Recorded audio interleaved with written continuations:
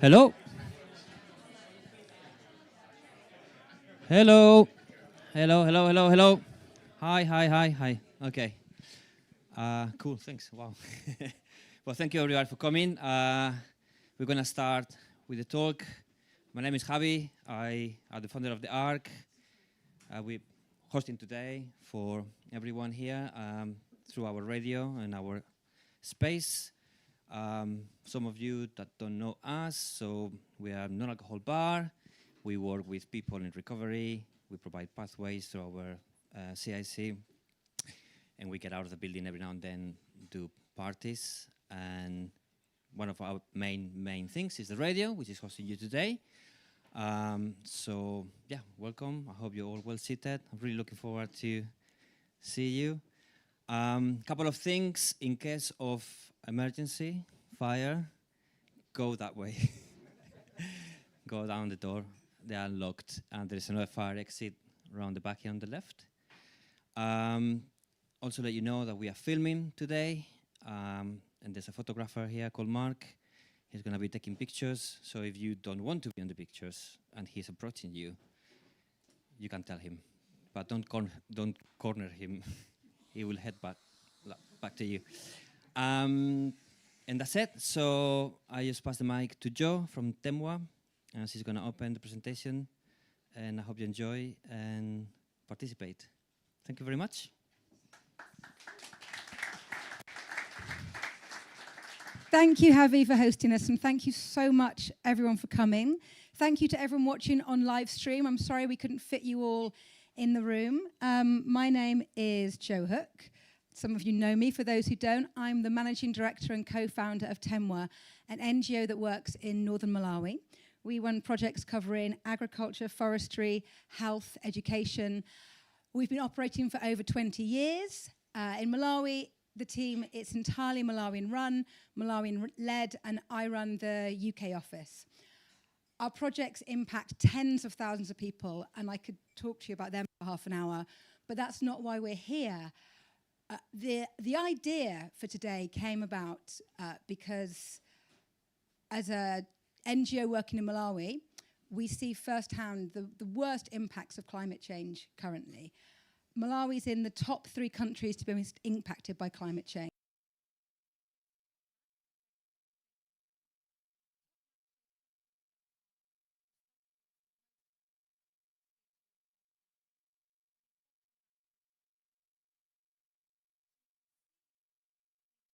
The overwhelming climate injustice. And in Malawi, the weather patterns have changed radically. I mean, here we can see it and we can feel it to a degree, but in Malawi, it's so much more.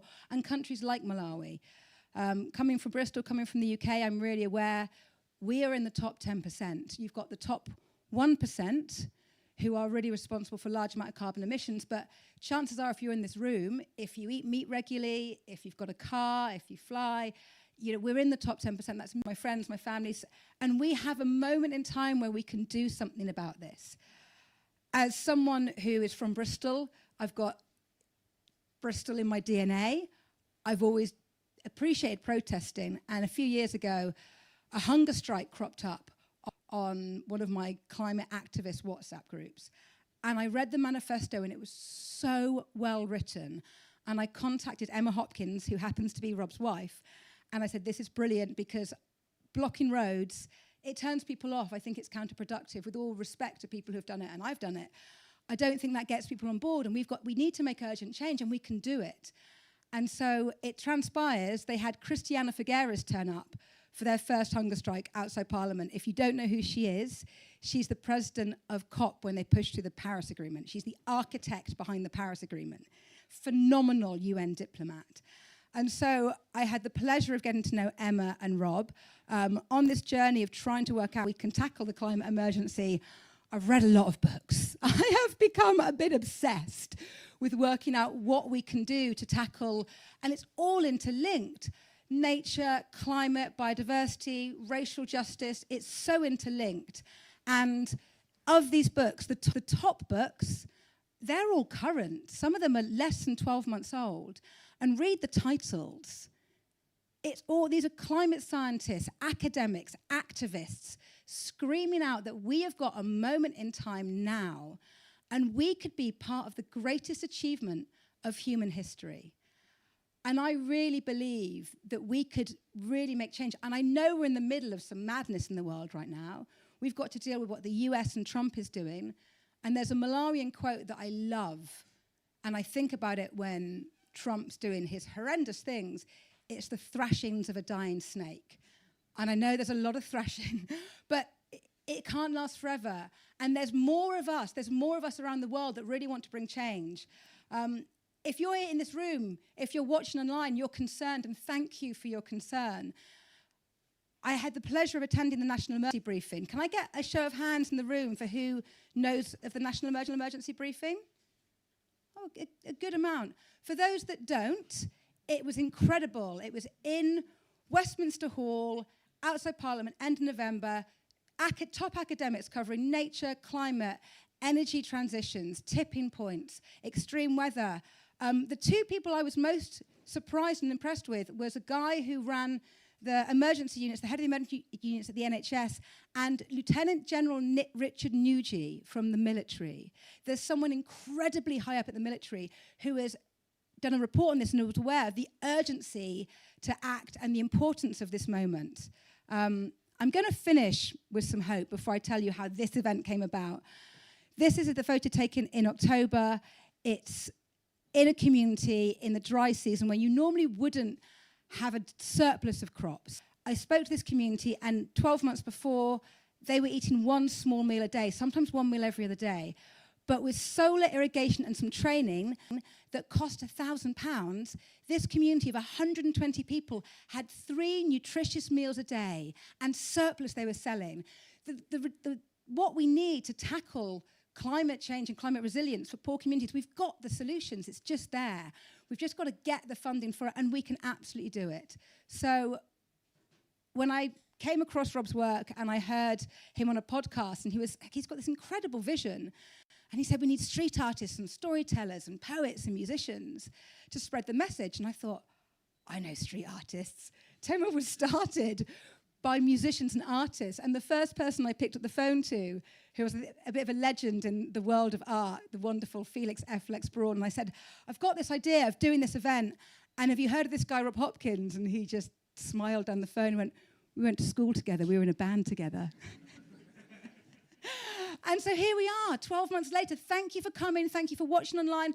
Thank you to Team Love, who have paid for a film crew to film and edit it. We're going to get this message out far and wide to creatives. In Bristol, Colston's statue came down, and statues around the world came down.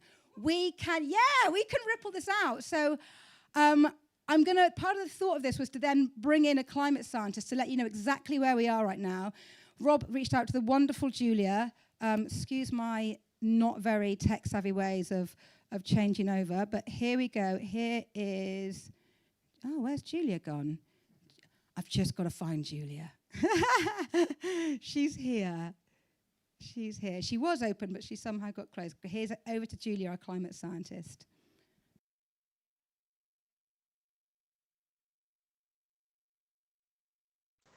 Hi everyone. So Rob asked me to do this climate crisis in 10 minutes video for you, and let's hope it works.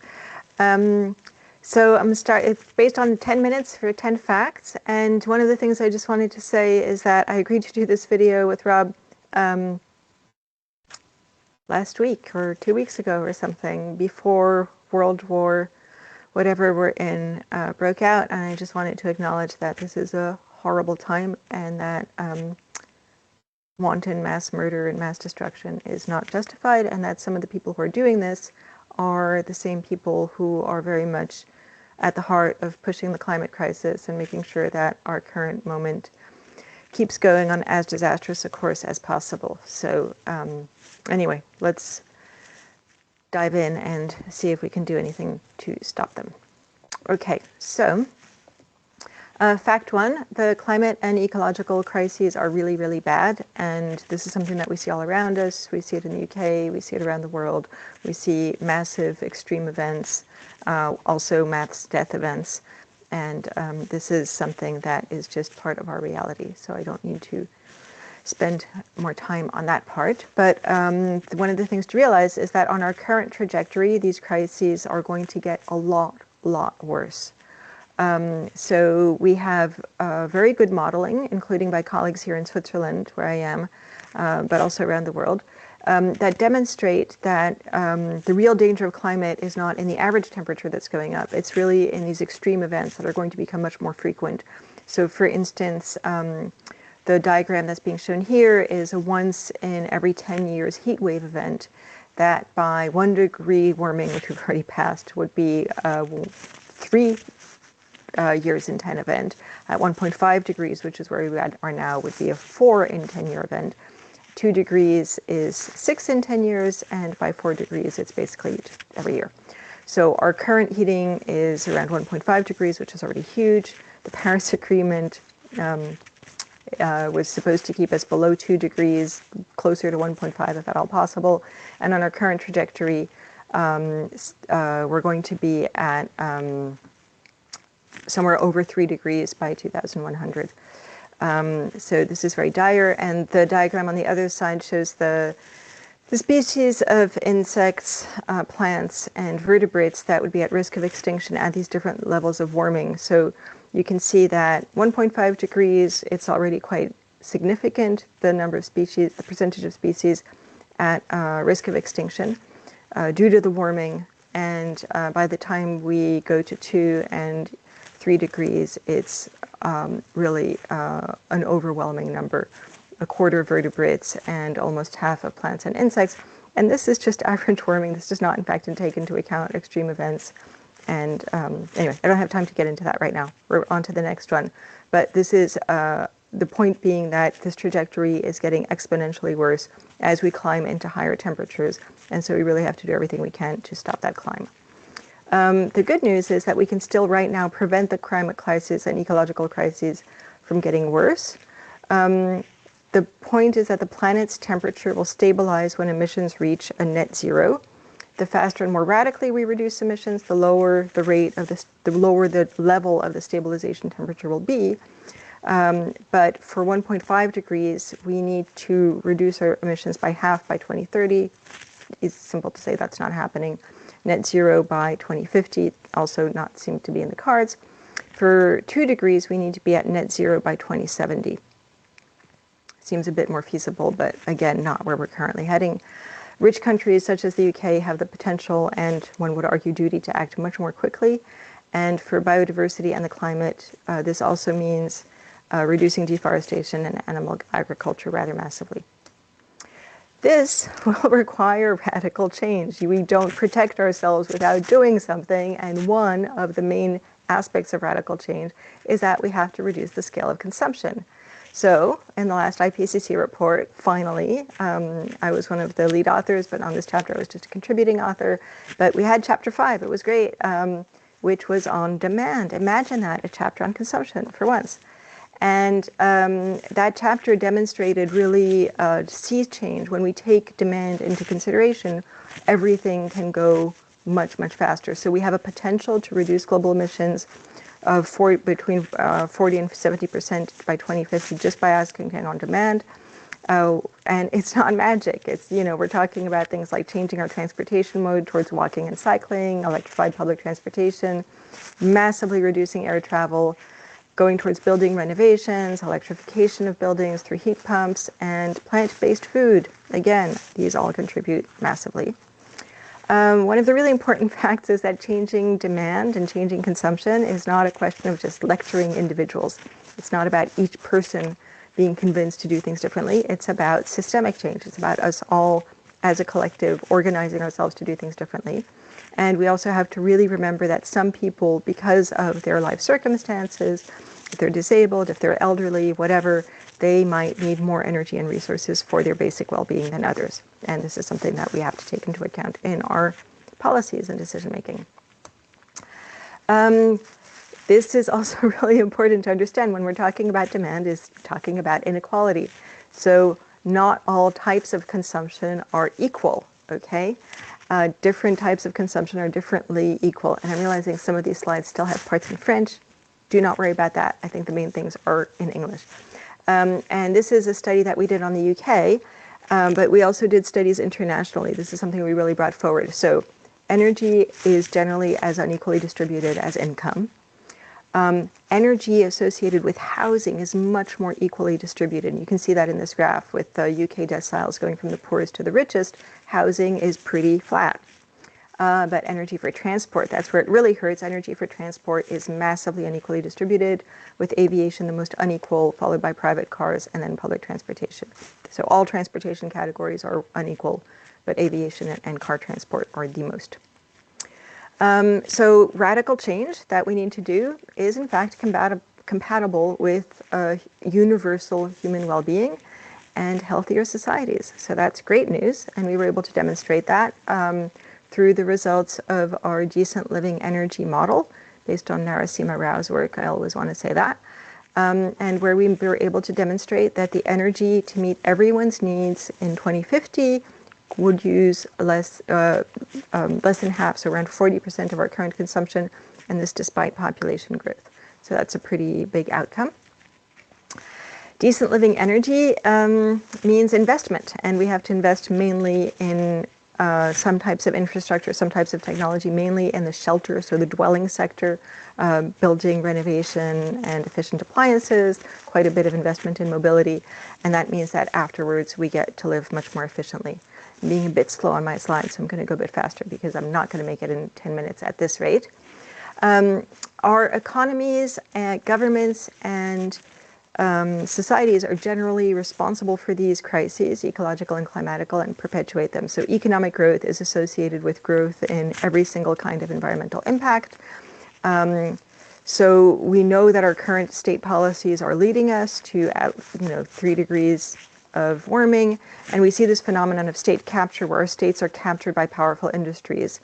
We see it in subsidies, for instance. There are still more subsidies for fossil fuels and animal agriculture than for renewable energy or any kind of energy efficiency or sufficiency measures.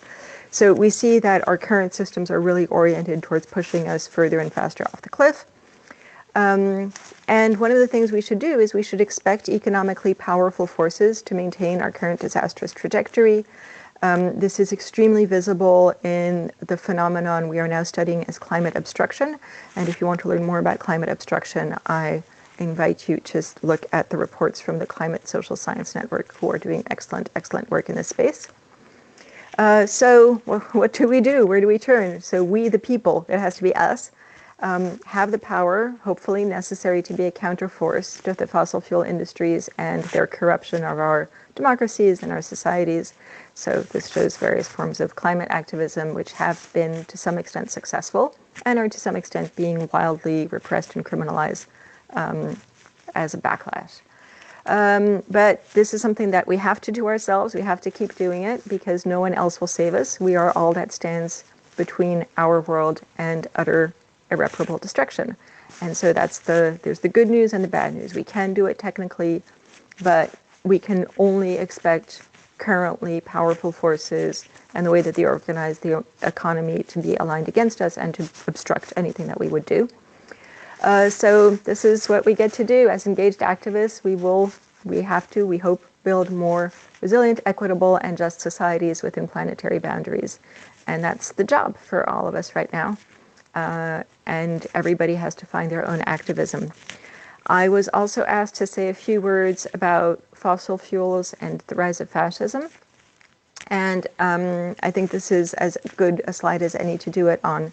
So the fossil fuel industry has been very much aligned with organizing our societies and our economies to ensure that they are as unequal as possible, as deregulated as possible, both socially, in terms of environmental safety, in terms of health, in terms of labor rights. And they have done this through the funding and the support of a whole bunch of think tanks, starting actually in the UK with the Institute for Economic Affairs, founded by Anthony Fisher. And ever since that institute, which brought Thatcher to power, the fossil fuel industry has funded what is known as the Atlas Network, which is hundreds of neoliberal think tanks all around the world. And they basically do two things. They advocate for very unequal economic policies, and they do climate denial and climate delay. So we know that this is what they're doing. This is not a conspiracy. It's very well evidenced. You can read about it in lots of research and lots of excellent reporting. And one of the things that this means is that the fossil fuel industry is very much aligned with the rise of fascism, because as we know for a long time now, fascism rises when there is lots of economic insecurity.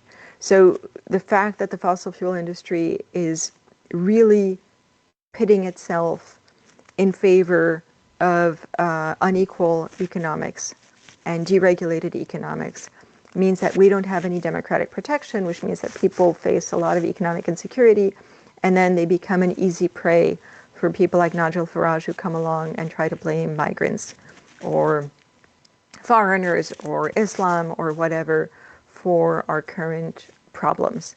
And the way to counter that is to counter inequality. It's to have some form of socialism, basically. We need more equal economics. We need a wealth tax. We need what Gary's economics is talking about. And that means that the way to resolve climate issues, the climate crisis and the ecological crisis and our social crises go together. And I think that that's the best way to try to stop the far right in their tracks.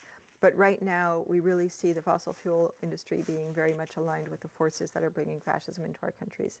So I think that that is as good as a place to leave it. And I hope you have a great event. And I wish I could be there with you, but that's not the case right now.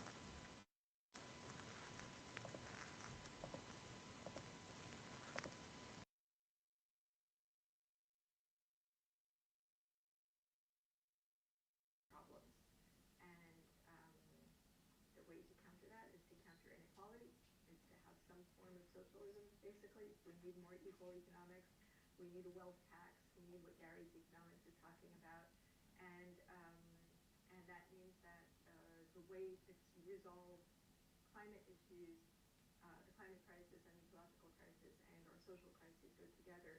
And I think that that's the best way to try to stop the far right in their tracks.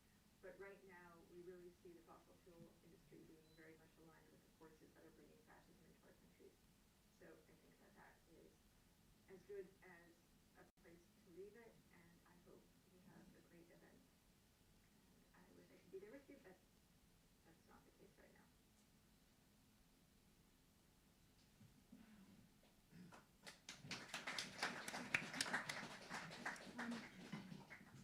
Could you hear that at the back? Yeah, great, a little bit.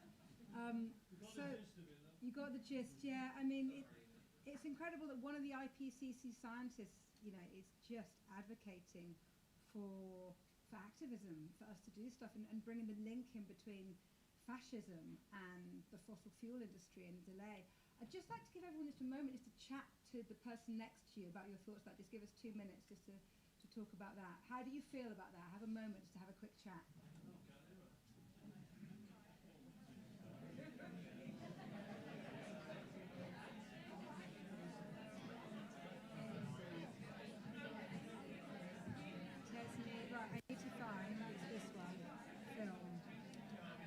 Shame we couldn't hear that. You need to use the mic or we will not be broadcasted. Oh, of course, sorry. Sorry. Is it possible to get it? To everyone online, we're just having 2 minutes to talk about the impact of the film. And we're going to start again with Climate Declares Emergency in just a few minutes. This has got the same volume as this.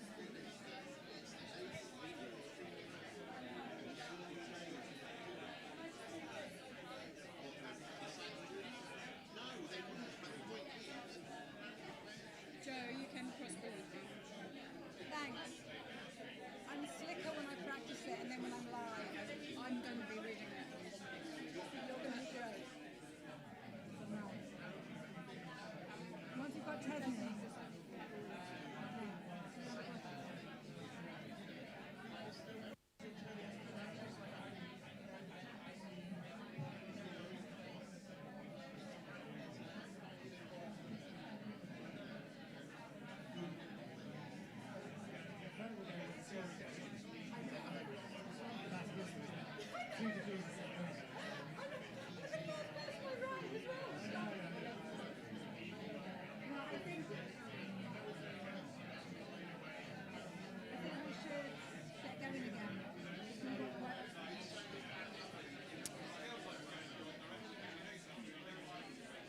Okay, we're gonna start again. So to everyone watching online, thank you for the break. To everyone in the room, can I get your attention to everyone in the room? Some lively discussions. Hello, everyone. Hello, thank you. Hi, everyone. So I would like to introduce Tesney and Gabby from Climate Declares Emergency. This is not my paid job to do this. I've, with Rob's support and reaching out to people who thought it was a good idea, come up with this event, and then the brilliant people behind Climate Declares Emergency offered their support and helped pull this event together. So they want to show a short film, then say a few words. So a thank you to them. Here we go.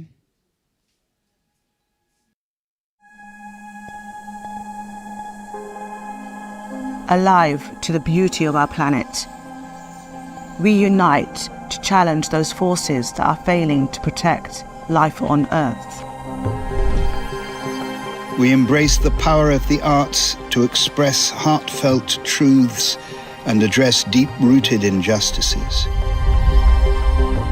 We harness the power of culture to create and care for adaptive, resilient, and joyful communities.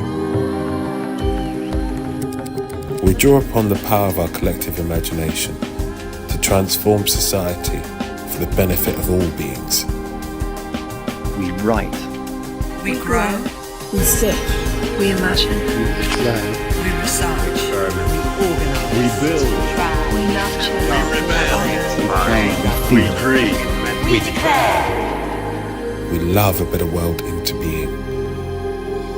We are Culture Declares Emergency, and we invite you to join us.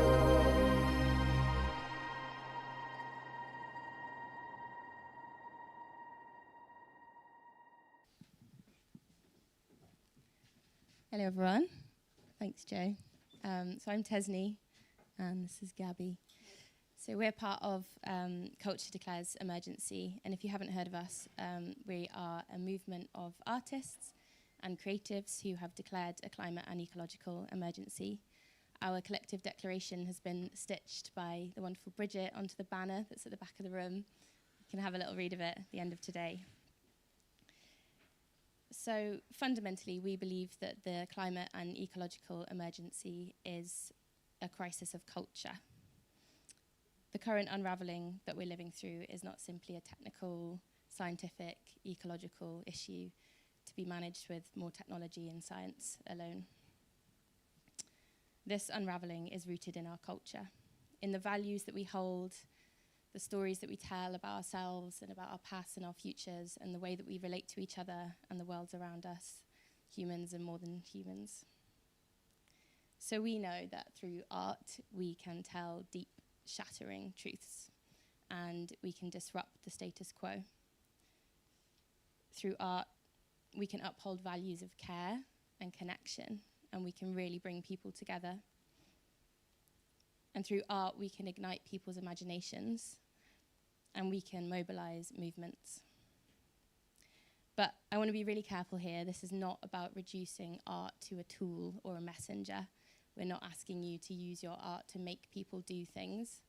We really understand that our creativity is so much more than that. Our creativity is a fundamental expression of our humanity, of our love for the world. So I know that everyone in this room does incredible creative work, and we really feel that your creative work is a gift. And I'm using the word gift, drawing on, it's a framework that's used by lots of Indigenous communities around the world, and we understand a gift as being your kind of craft that you've cultivated throughout your lifetime, something that you can offer to your community and to the world. So some of us create music that can bring people to tears. Some of us, especially in this room, can hold epic parties that take people to a higher place. Some of us paint walls that bring our streets to life. Some of us are really good at growing beautiful gardens, at dancing wildly, at cooking delicious meals, or caring for our neighbours. Thanks, Tesney. So today we have an ask of you. While you're listening to Rob in a minute, we ask you to start imagining your creative practice as a gift. And we ask you to consider how this gift might be part of helping to conjure a better world. And we ask you to imagine how your gift might embrace the gifts of others, how together they might help to love a better world into being. Working with textile artist Bridget Ely, who's at the back here today, we would like to gather your individual gifts and stitch them together into a patchwork for Bristol. A patchwork of Bristol gifts. After we've time travelled into the future with Rob, we will be handing out some boards with paper on them and pencils. And we then invite you to share how you might love a better world into being, and to write it down in just 3 or 4 words. And instead of starting with I, start with we, as this is a collective endeavour. We ask brave questions. We paint bright ideas. We weave wild stories. We stretch minds. We sing our dreams. We love deeply. Something like that. So the idea is to write your words on the back of the piece of cardboard. And on the paper, on the other side, to sketch your face. Make it a quick and dirty drawing, 2 minutes only. Make it imperfectly perfect. And then we ask you to hand your sketch and your words back to us before you leave, and we will give you a gift in return, a reciprocal ritual exchange. And in this simple act of sharing your gift, you will commit yourself to the future. And your commitment to the future will be stitched into a patchwork of gifts that will travel to other gatherings like this. And the patchwork of gifts will continue to grow and to connect, just as the gifts of our creative practices continue to grow and connect as we help to love a better world into being.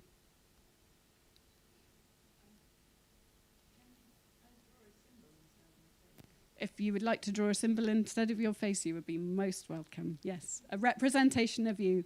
Faces is what we're going with, but if you have a different idea, that's fine. And I just wanted to show a little example of what your sketch will be transformed into by Bridget. And she'll be stitching your words as well. So just to finish off, we're going to hold another gathering here on the 22nd of March, correct? Which is a Sunday, from 4 till 6 p.m. And we'd love to invite all of you to come again. We want to follow up on the connections that are sparked today, the ideas that are sparked today. Let's start creating something together. Me and Gabby are both based in Bristol, and we really want to get these gatherings to be a bit of a monthly regular thing. We've got this space at the Arc. We've got so many skills in the room. So we'll be collecting email addresses at the end of today for anyone that's keen to come along on the 22nd. And then we can follow up with any regular events that we're holding in the future. And if you'd like to find out a little bit more about Culture Declares Emergency, we're a UK-wide movement. We hold online events, and we've got lots of resources and kind of skill sharing gatherings. So we've got a few of these little QR codes around the room. We're so smooth. Which, if you scan that, it'll take you to the Culture Declares Emergency website. So thanks, everyone, for listening.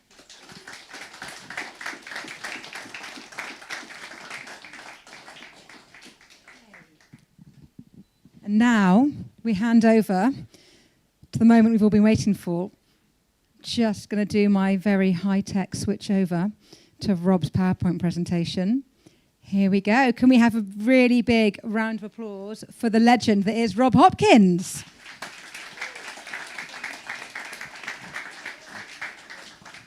Hey, everybody. Can you hear me all right at the back?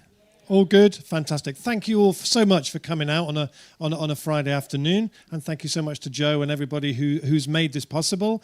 And to see some very old, dear friends of mine who are here as well today.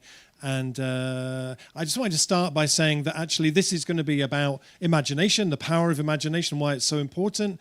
And I just wanted to start by naming the fact that there are people right now in Iran and Gaza and Beirut and many places for whom that ability to imagine the future in hopeful and positive ways is very, very much constrained. And to recognize that there is an element of privilege that goes with us being able to do that. And with that, I think, comes a responsibility that we have to use the power of our imagination really kind of as a force for good. And it was lovely that we could start with Julia. I started with Julia because I did a talk one time in Geneva in the university, and Julia spoke before me, and she did the best climate change in 10 minutes I've ever seen. And so when we were planning this, I got in touch with Julia, and I'm really delighted that she could do that. So I want to start by, can you all see, if I stand here, I'm not blocking the pictures, which is good. So I want to start by telling you a story. So in 1865, Jules Verne wrote a book called From the Earth to the Moon. And in that book, he pulled together all the best engineering and science he could find about how you might get human beings off the surface of the Earth and onto the moon. Some of it turned out to be incredibly prescient for what happened 100 years later. In his book, the rocket was made of aluminium. It was in different sections. There were 3 astronauts. They took off in Florida. Thousands of people came to see the launch. Some of it was not quite so accurate. In his book, the rocket was fired out of an enormous cannon. And we know now if you actually did that, the moment you pressed the button, your astronauts would basically be turned into something like passata the moment you pressed the button. But what that book did was it inspired a whole generation of engineers and scientists to try and figure out how we might do it. And it also inspired storytellers. So you had this backwards and forwards between the two. One of the very first feature films made in 1902 by Georges Méliès was called A Trip to the Moon, that was all about that. In between 1910 and 1920, there was a beautiful tradition before people could afford their own cameras, when people would go to have their portraits taken in what were called paper moon booths, which is just gorgeous. I think personally this is a trend long overdue a revival, and I would very much like to have a picture taken in a paper moon booth. And of course by then, and then in 1929 there was this film by Fritz Lang called A Journey to the Moon, where he was advised by real rocket engineers. Sadly, he wasn't also advised by actual space costume, spacesuit designers. I think now we know going to the moon in shorts is probably really not the smartest idea. But we were rehearsing. And collectively, we were rehearsing what this might be like. Everybody started going to the moon. Mickey Mouse went to the moon. Popeye went to the moon. There were jazz dances about how you might walk on the surface of the moon. There was this genre of what was called popular science magazines, where it was like these really important questions like, what would it be like to stay in a hotel on the moon? How might you play football on the moon? All the really important questions. You know, the whole generation grew up reading these kind of speculative magazines. But in the 1950s, there were 10 films with almost the same storyline, which was that an all-male crew of astronauts flew to the moon to find it populated entirely by women who hadn't seen men for ages. It was never quite explained how the women all got there. I don't know quite. But anyway, it says here, see the lost city of love-starved cat women. I've watched this film so that you don't have to. Thank you, Rob, very, very much. You're welcome. Absolute rubbish, this film. You can find it on YouTube, but I wouldn't bother. There are much better ways to spend your time. It says you've never seen anything like it, and they're right. But there were 10 of these films because collectively we were practicing and rehearsing what that might be. Even if it was rubbish, it still counted. In 1955, when Disney World opened, one of the first rides was called Rocket to the Moon. It was like a life-size rocket that you went in and you sat down and you looked up, and it looked as if you were traveling to the moon. We used all these different media and different ways of rehearsing, so it meant, and then of course Tintin very famously went to the moon, where everybody was at it by then. And it meant that in 1962, when JFK announced we will go to the moon, not because it's easy, but because it's hard, standing in front of a man trying very hard not to sneeze and ruin the historic gravity of that whole moment. It meant that we actually did it in 6 years, and the average age of the people who did it was 28. And it meant that then when Neil Armstrong did finally land on the moon, that Hergé, who did the Tintin cartoons, did a comic strip for the New York Times of him being greeted onto the moon by Tintin and all his friends, saying, "Welcome to the moon, Mr. Armstrong," because we'd already been there thousands and thousands and thousands of times. We had practiced it in speculative fiction, in ridiculous films about cat women, in all kinds of different things. The longing went first. The provocation, the question, the two questions I want to bring to you today. And the first one is, what would our activism around the climate emergency, around social injustice, around making the world a more peaceful place look like if rather than just thinking we just need to give people more information and then they'll act, which doesn't work. We've established that by now. What if instead we saw the primary aim as being the cultivation of longing, the nurturing of longing? When it comes to the climate emergency, we don't have 100 years like we had for getting to the moon, but I think that same principle applies. Don DeLillo, the novelist, in his book Underworld, said longing on a large scale is what makes history. Longing on a large scale is what makes history. There's a profound wisdom to that, I think, about where we go from here. And often in the climate movement, we just use messaging like this. We talk about collapse and extinction, and it mobilizes some people. On the podcast that I do, From What If to What Next, recently I interviewed Solitaire Townsend, who's a sustainability expert, and she's also an expert on Shakespearean theatre.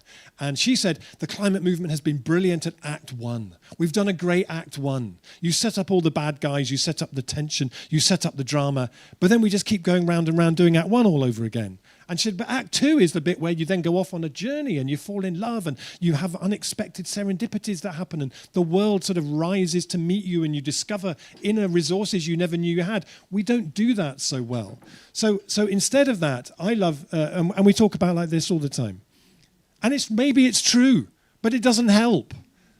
Maybe there's a different way that we could do it, and I'm not saying we should abandon all the different, we need all forms of activism, but it feels like there's one missing. When we look back to the civil rights movement, like in the climate movement, we do that a lot, right? We go, well, you know, Martin Luther King, Malcolm X was more radical, so he moved the Overton window and made Martin Luther King seem more kind of acceptable. That's a really important discussion. But what that misses out is that also at that time in the civil rights movement, you had the Black Panthers who were running free school meals programs and setting up all kinds of different things like that, free schools. And you had what people now look back and call Afrofuturism, people like Sun Ra and Parliament Funkadelic and writers like Octavia Butler and Samuel Delaney and this incredible black utopian tradition that was filling the future with things to run towards and extraordinary visions of the future. We often miss out on that. And this is the only graph-like thing I will show you today. You can relax. But this is the Paris Agreement. The Paris Agreement is all that we have in the world really as a roadmap to how we get to where we need to get to, right? That says that by 2035, we, the people who are largely responsible for this, need to have cut our emissions by 65%. There are plenty of politicians who will tell us that that's not possible. It has to be possible because otherwise the alternatives to not doing that are enormous. And people often talk about utopias. I'm not interested in utopias. I'm interested in what that 2035 would look like. So it's only a few years away, but we know that incredible change is possible within 9-10 year periods, and we know that that's what needs to happen now. And that world is not perfect, but it's halfway there, and I'm fascinated about that, as you will see. The Institute for the Future in Palo Alto in America have this beautiful phrase on their window: any useful statement about the future should at first seem ridiculous.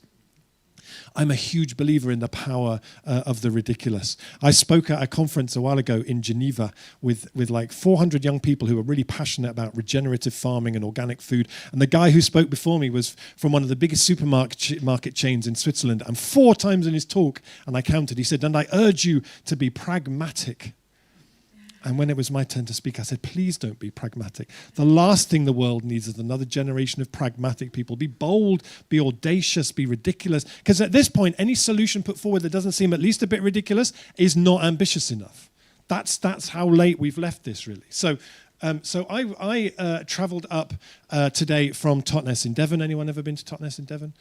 Okay, very good. So I have a little film to show you, which nobody has ever seen before, which is about Totnes. So this is this working? Oh, go on, you can do it. I think I need to just come round and press the button to make it work.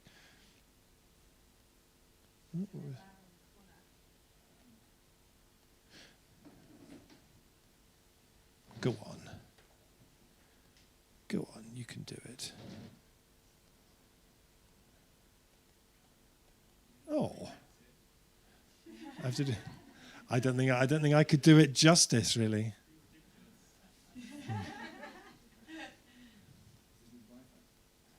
No, it's downloaded onto the machine. It should be. Oh, we spent ages working on this to show you. It seems to not be working. Do you want me to try and get it from a different medium? You sent it to me on WhatsApp. If you try and access it by that. I don't know why that. Maybe if I make it so that it's. Oh no, I've buggered it up completely now. Maybe if I do it like that, maybe is it going to work like that?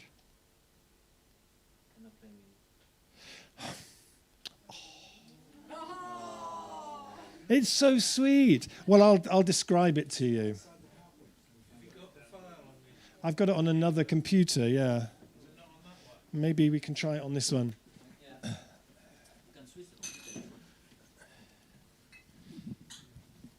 It's worth it.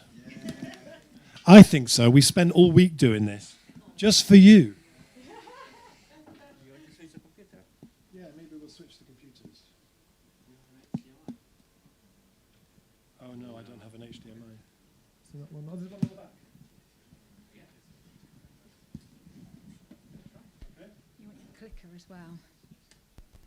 Oh, sorry. As you can see, it's not the sound system.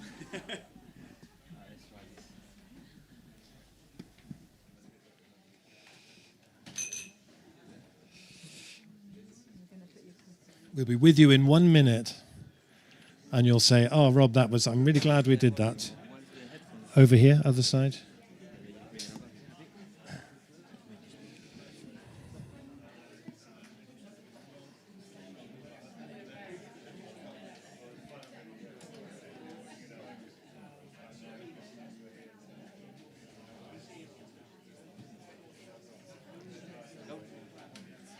Okay.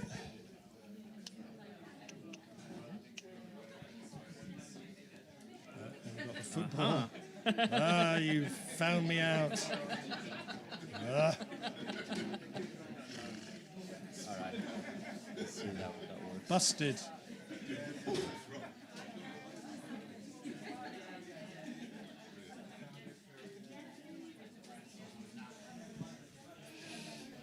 Right, is this going to work this time? Okay, does it work? Yes, it works. Okay. It doesn't have sound, this one. It has a little bit of sound, but not too much. Okay, it works. Hooray! Okay, so as I was saying, I travelled up today from Totnes in Devon, which you may know is where the first transition town was. What you probably don't know is that the letters Totnes actually stand for Task Force of Temporal Navigation, Exploration and Science. And it's the town where the first vegetable box scheme in the country started. But what you probably don't know is that deep underneath Totnes Castle, we have been working now for about 18 years to develop the world's first, it's got slightly skronky, but anyway, it's the world's first actual time machine. Ooh, exactly. That's the right noise. We've been working very, very hard. You can see this is our laboratory. This is how you get into it. You see the Totnes time travel program. And you go deep down underneath the castle into our laboratory, where we then have spent a number of years trying to crack the sort of theoretical understanding. You know what I'm talking about. Of like the quantum understanding of how you make time travel work. This is here in our laboratory there, working away. Some serious maths goes into this, I tell you, really.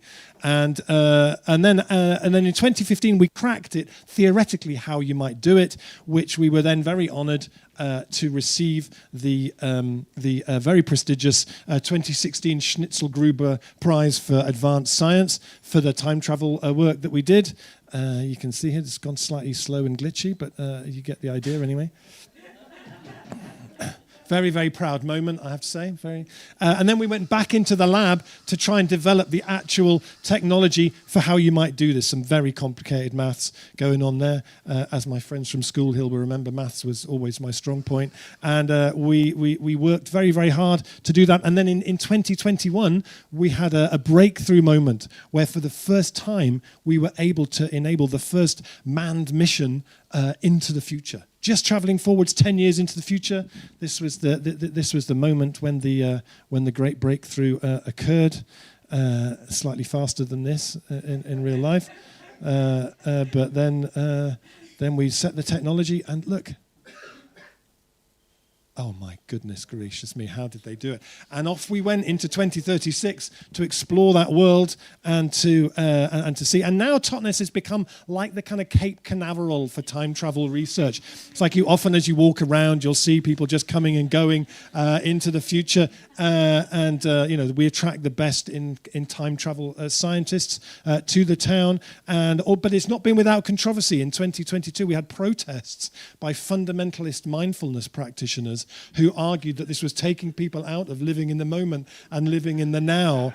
And they were very upset about that. And you see, look, they had the power of now. They were very, very upset. No time like the present. But it also attracted counter-protests of people who said that actually all different temporalities are welcomed in the town. We love time travel. That we needed to embrace the whole timeline, that Totnes embraces chronodiversity. It's a very, very important part of this. But actually what happened then over time, it all sort of calmed down a bit when the fundamentalist mindfulness practitioners could see that the people who were traveling back from the future were noticeably more present than they had been before. So the demonstration didn't take quite this long. But so as you walk around, you see regularly like the time travel research people, but it's also become like a sort of a departures lounge for people from different times. Will just sort of pop through. Time travelers from different points in history often actually just sort of pop up, arrive into the present, just to sort of meet each other and share notes, like a sort of like a conference or something, I guess. They just sort of pop up all over the place. So it's kind of become part of the fabric of the town, really, I suppose.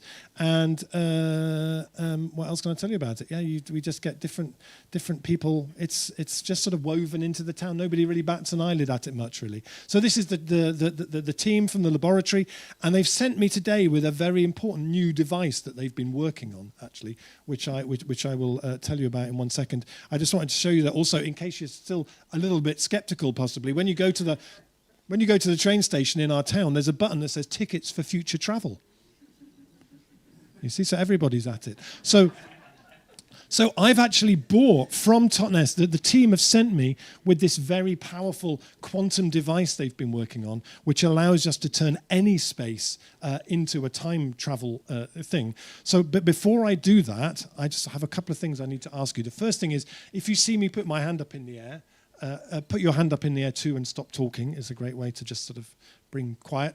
And also, I'd love it if you could just make a pair with somebody that you didn't know when you arrived here today. So we'll just take 20 seconds for you to look around. You might turn around, whatever. You're going to need a partner for this next bit who you didn't already know.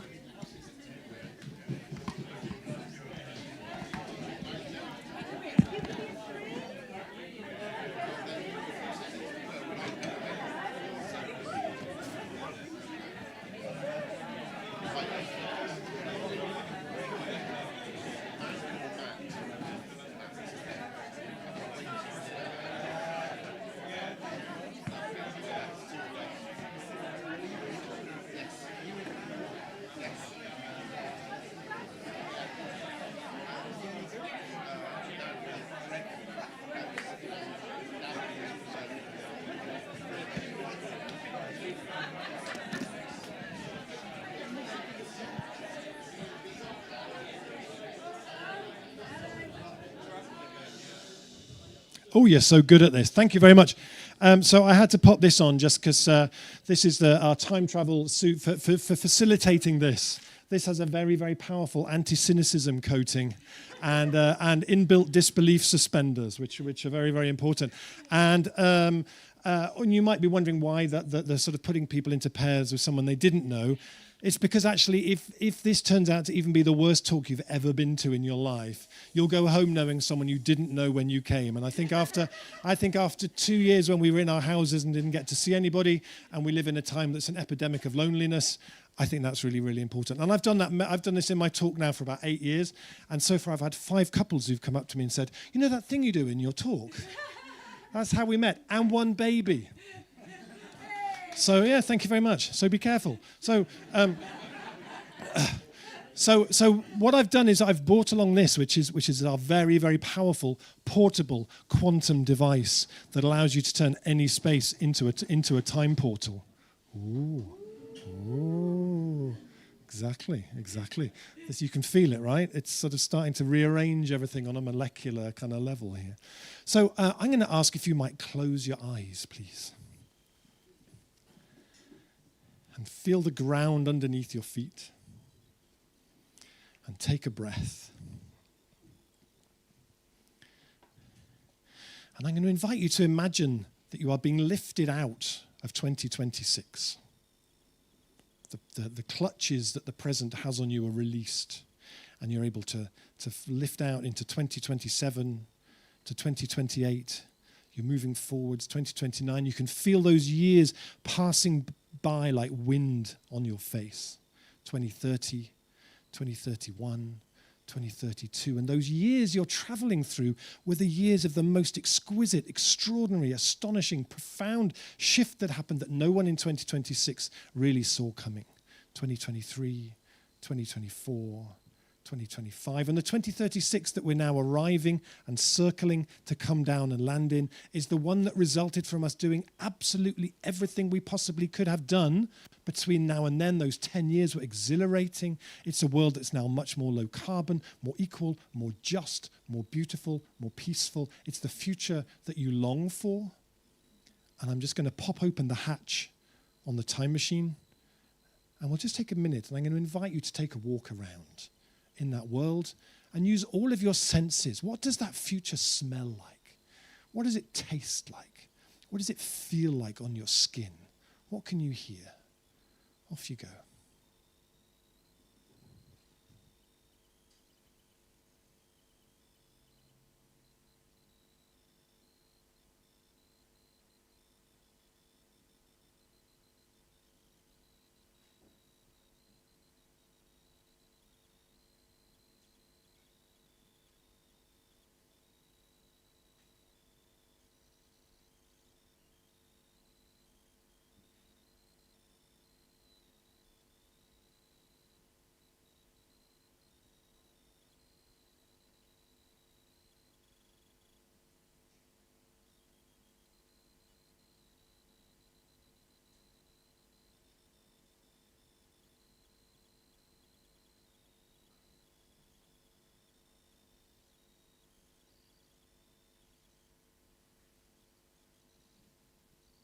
So if you keep your eyes closed, just turn towards your partner. We'll take a couple of minutes with them to share. What did you see? What did you feel? What did you hear? How was that?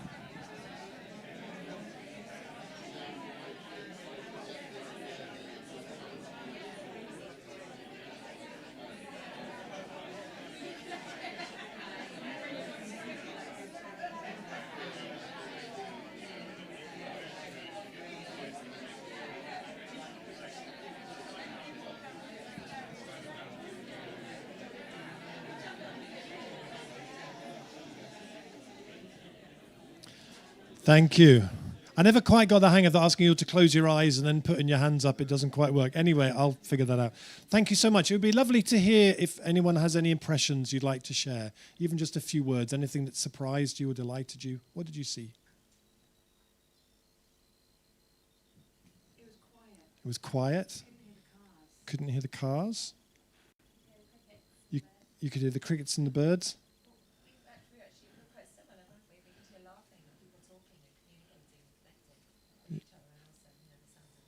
Laughing, people talking, connecting, but no cars, yeah. Sorry? Technology integrated with nature, thank you. More water and cleaner water. Yeah, my timeline's not quite connecting up. I'm yet to get there. I'm not sure I'm convinced. Okay, okay, thank you. I feel like there's too many, we're boxed in by too many major, domineering, powerful forces to actually Okay.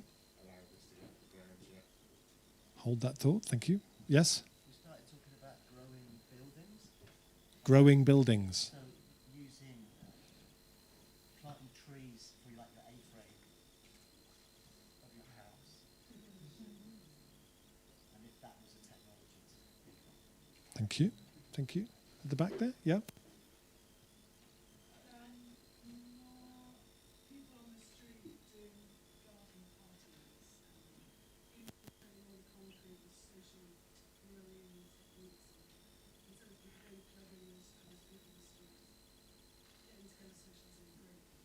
Thank you, beautiful.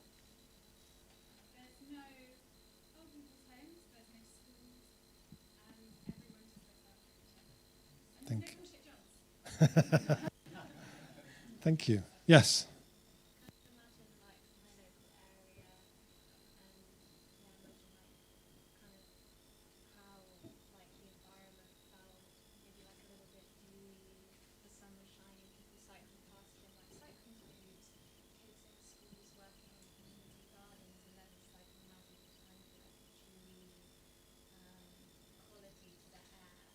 Thank you. Did you hear that? So a dewy quality to the air, children cycling. Yeah. Well, thank you. Yes.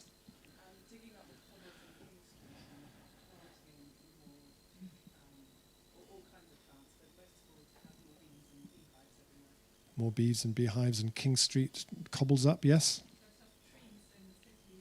Lots of trees in the city. Thank you.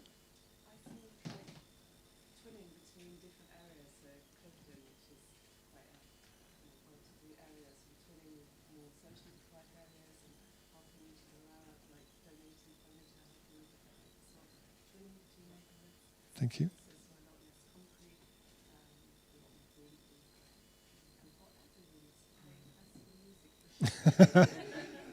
Wow, I've never heard that one before. Yes. Sharing food between streets that grow food and share it with other streets nearby. Thank you. Thank you. Yes. For me, it was more the feeling. It felt like being a perfectly warm bath, just the right temperature. But the fact that it was the room, it just felt very together, no warfare. Beautiful. Thank you. And lastly, yes.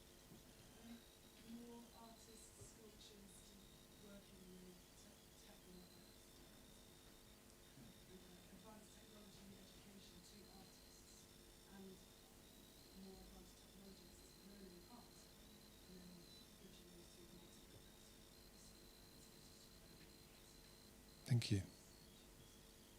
Beautiful. Thank you. Well, thank you all for doing that. I was figuring out the other day, I reckon I've done that activity with about 15,000 people in the last 5 or 6 years. And what's so interesting to me is no one ever says, Rob, we've got a new IKEA that's 4 times bigger than the one we... Like, actually, there's something really common that it taps into. And there was a woman called Elise Boulding, who was one of the people who pioneered peace studies as an academic discipline in the United States in the 1990s. She did this same practice in men's prisons in the early 90s, and she wrote this beautiful paper where she reported back what they told her, which was almost identical to what you've just told me. And her conclusion was, I think we have many more co-workers for the work ahead than we might think we do. I always think this is something that should be like a daily practice, like yoga or running or meditation, because the reality is that doing the exact opposite of this is a daily practice for all of us. Every morning we open our phones, and as soon as we do that, the future just disappears. And when you live in a time where the future is being cancelled and colonized, that's really, really dangerous, I think. So what I want to do now is to tell you about a recent trip that we took to visit that 2036. I mentioned that that's where we regularly take expeditions to. We go there to gather recordings and images to bring back, because we figure maybe one way to cultivate longing at scale is to go there and to bring back what that world turned out like. So we set our time machine up in this street, you know this one, it's just, you know the one I mean, and we set the time machine up there, set the controls for 2030, and when we stepped out into 2036, that street looked like this. Ooh. In that very short period of time. And the first impressions when you arrive is how much cleaner the air smells, how much louder the bird song is.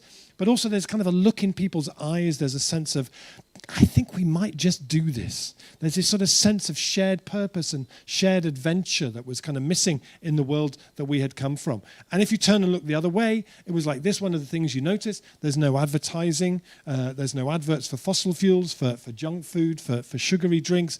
That space has been taken back for nature, for people. It was a beautiful place to walk around in. And my friends, the bicycle rush hours of 2030 are the most extraordinary thing, because we built this infrastructure and people used it. Because we realized back in 2026 that every £1 million you spend building really great infrastructure for cycling, you save £38 million off the National Health Bill. People now live 6 months longer than they used to. It was not an expense. It's an investment in well-being for the population. And now what you remember when you drive into Bristol in 2026, you'd see these digital signs telling you how many car parking spaces there were. By 2036, there's so many spaces for bikes that they have the same thing for bike parking spaces. They're all in Dutch. I'm not quite sure why. I think something happened in 2028 that no one wanted to talk to me about. But we built this infrastructure and people used it. All those underground car parks, you remember underground car parks, we didn't need them anymore. And they've been repurposed as new spaces for different things to happen. And people often told me in 2026, I don't think we should do this because we don't have all the solutions. Maybe we're not that smart. Actually, we found that when we needed to, we could innovate in ways we never imagined. This was a place we went to where they had to build a primary school and they had to build cycling infrastructure. So they built the primary school in such a way that the roof of the school was part of the cycle network. We turned out to be so much smarter at problem solving than we imagined. And it reminded me of in 2023 when I went on holiday with my wife to Wales and we saw this. We spent 10 minutes looking at this. And if any of those of you here who are cyclists can explain what on earth you think you're supposed to do with that, in the end, we just thought, well, maybe you turn your bike upside down and glue it onto the street, So we did build cycling infrastructure, but a lot of it was rubbish.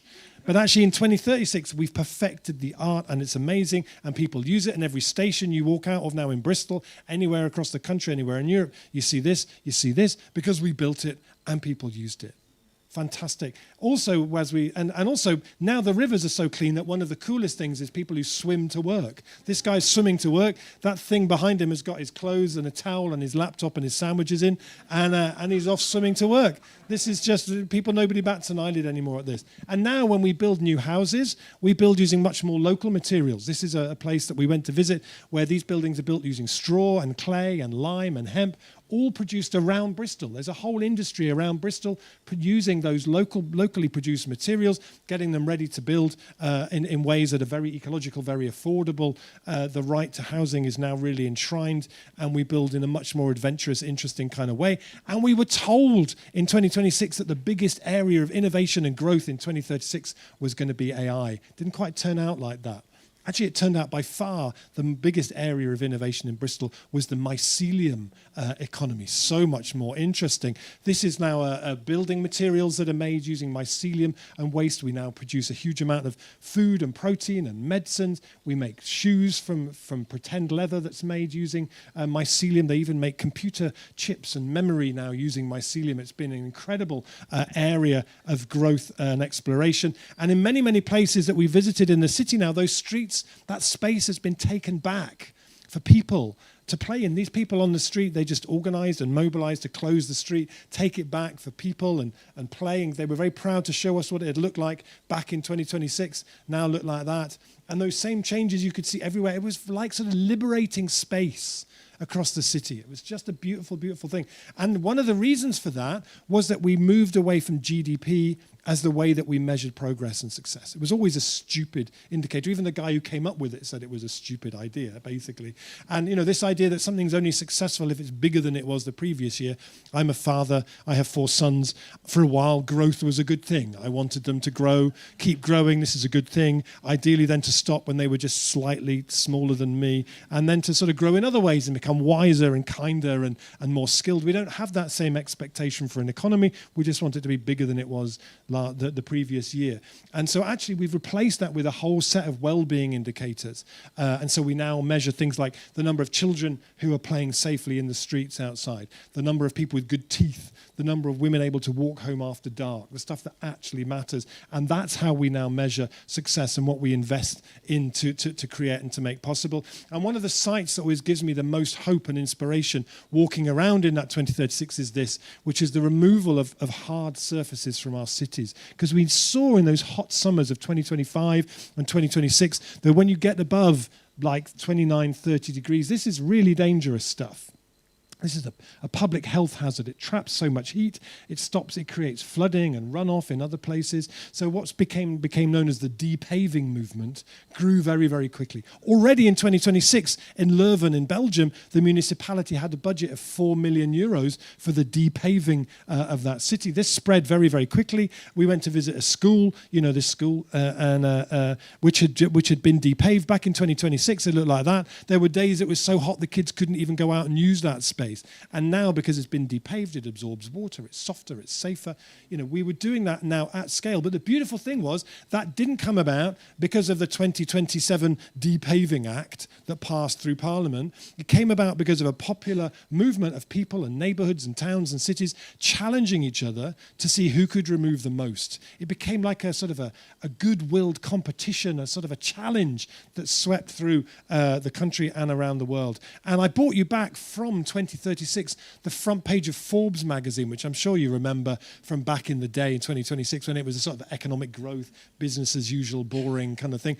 In 2036, it's documenting this amazing cultural change that's happening underneath all of these changes. So now nobody leaves school wanting to work in fintech, whatever fintech is, I don't really know. But they want to work in the new economy that's emerging as seaweed farmers, depavers, rooftop farmers, imagination activists. This is the kind of people want to be part of this change, this shift that's happening, and are really, really excited about it. And I brought you back, and I hopefully this is going to play a little bit better. This is a short video that I brought back from 2036 that gives you a sense of how they're now communicating this change that's happening. If the last one's anything to go by, it's going to be slightly slow and quiet, and it's all in Dutch. Again, sorry, I don't know what was going on with the Dutch thing. But anyway, but you'll get the sense of of how people communicate this stuff now in this future. Oh, it's terrible. Anyway, you get the idea.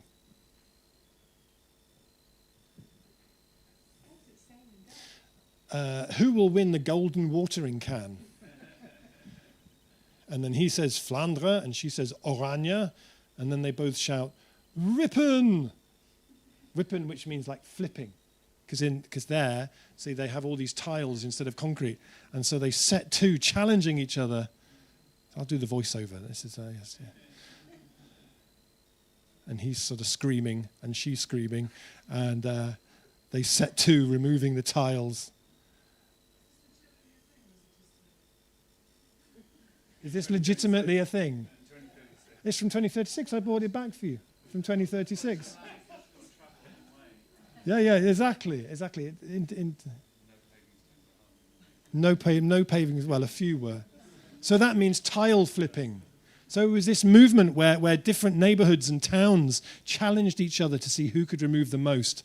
And already in 2026, they had already, on the website in 2026, they kept a tally of how many they'd removed, and it was in the many, many millions. But it had that, because we did everything now with that sense of shared adventure and excitement.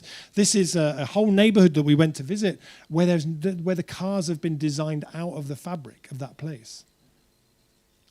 So one of the reasons we go there is to make recordings of what that world sounds like. What does it sound like when you go there? And I realized when we were walking around here that there were things that I had never experienced before. Like you could hear people having piano lessons in their houses. I never remember being able to do that before because it's at a level that gets drowned out by the internal combustion engine. But they do have a car here. I think they keep this one. You know, like sometimes you go into old pubs and they have an old plough hanging on the ceiling. It's a bit like that. They keep this one as an educational thing, and they grow basil in it in the summer. It's very, very good. And after the banking sector collapsed in 2028, and we repurposed. That was the year after the fossil fuel companies went out of business. I still have a bit of a hangover from the parties that we had in 2027 that celebrated the demise of Shell and BP. Glorious days those were. Now a lot of the banks have been repurposed as other things now, as places for the social economy to be based there. The upstairs turned into co-housing projects with food growing on the roof, just fantastic. And education is so different in that future. We moved away from testing in schools in 2027, and we went to visit this place, which was a school designed by the kids, with an architect as well, obviously. So now testing was abolished. Education is now much more about problem solving and creativity and emotional intelligence and resilience. And it's beautiful. And it turns out that when you ask kids to design their own school, they say it should have a rainforest in the middle. So I'm very happy to report back from 2036, the UK has met its targets of 60% of schools having a rainforest in the middle. Great improvements for mental health and well-being for young people. And you remember the heavy downpours, the floods that we had in 2026. In 2036, we had come up with a solution to that, which didn't require human beings to do very much, and also led to a huge explosion in biodiversity. And that was the reintroduction of beavers. I love beavers, they're amazing. And so in all those upland areas where those floodwaters came from, we handed them back to the beavers. And they re-engineered them in such a way that they trapped huge amounts of water and silt and carbon. And there is nothing in the temperate world for the reintroduction of biodiversity like the reintroduction of beavers. So these incredible lands, if you've ever been to a landscape that's being rewilded by beavers, it's like going to a really nice version of Jurassic Park. Like you can tell there's a big mammal here that I don't know quite what it is, and you can see the evidence of them. You don't see them very often, but they are transformative. There was a story last year in the Czech Republic where a municipality had a £1 million budget to build a dam, and it had been held up for 7 years in red tape. And then one day, 3 beavers arrived and did it in 2 days.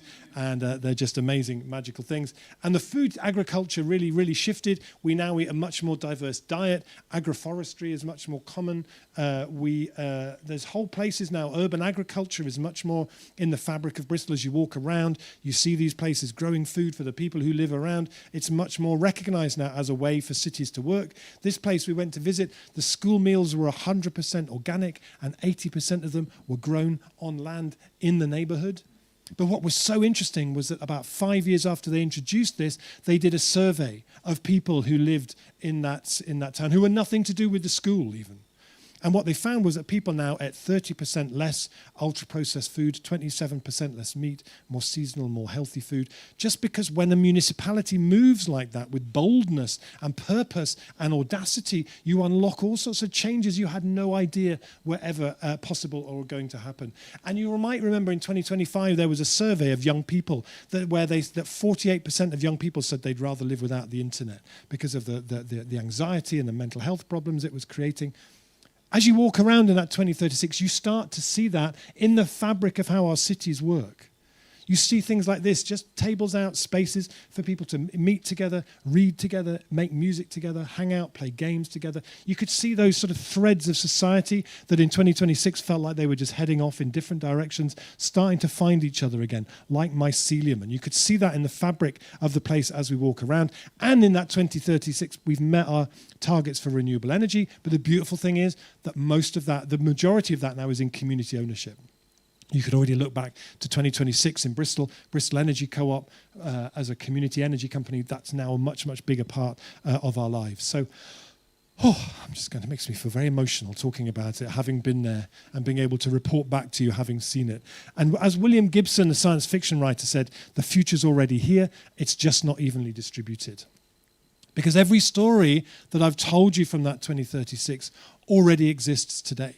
You can go and see all of that. If you want to have a sense of what the future could be like, go and stand by the train station in Utrecht at 8 o'clock in the morning and 40,000 bicycles will cycle past you. It's insane. Go to the Vauban in Freiburg, biggest car-free neighborhood in Europe. 3,000 people live there with no cars. We started in Amsterdam, we went to Barcelona, we went to Utrecht, we went to Leeds. We're told that we need to spend billions and billions on innovation. I don't think a lack of innovation is the problem. I think what we're lacking is that ability to create longing at scale. And that's why I was so excited about coming to talk to you guys. Because actually, climate activists, we're rubbish at cultivating longing. It's not what we do. Climate scientists are even worse. I spoke to one climate scientist when I was researching the book who said, yeah, we're a bit like English people on holiday. We just keep saying the same thing over and over again, louder and louder, hoping someone might understand us. The people who are brilliant in our culture at creating longing are poets and musicians and street artists and people who write film scripts and so on. We can't do this without you, which is why this was such an exciting thing for me. So in 2021, I saw a photograph of a young woman at a Black Lives Matter protest in Washington with a T-shirt, and it said, "I've been to the future, we won." And it gave me the most enormous goosebumps, and it really profoundly shifted the way that I did the work that I do. It's like, that's so different from just talking about collapse and extinction. I've been there. It was extraordinary. Let me tell you about it. And then I was invited up to London by Extinction Rebellion to speak at a thing they did called The Big One. And they asked me to go and speak on a little kind of soapbox thing with a microphone and hundreds of people around. And I thought, okay, I'm going to... Sometimes you have experiences where it's like, I need to let this change me and what I do. So I thought, okay, this is either going to be career suicide or it could be quite a lot of fun. So I bought this time travel suit and this silly helmet, and I went out and gave this talk as if I just parked my time machine around the corner and I'd come rushing around to tell everybody what it was like. And I talked for like 10 minutes or something, and there was near the end, I said, you know, having been there and having seen it, being able to tell you about it makes me feel really emotional. And I looked at all the people who were closest to me, and there were tears on people's faces, and I thought, this is really interesting. I don't remember ever having this reaction before. And so the book, the How to Fall in Love with the Future, then was a real exploration of that, what happens there. And I think it's partly because it's about creating memories of the future. We help people to create memories of the future. And the next thing I was going to show you, but it would take us too long because it's so slow and you can't hear it anyway. But I've been working with some young French filmmakers making a film documenting that, but I can send a link to that around maybe to anyone who's interested, which is something that is happening. But I wanted to tell you this story, which I love. So there is an artist whose name is written on a piece of paper, which is in my pocket, which is very hard to get into from this outlandish attire, especially when you put it in your back pockets.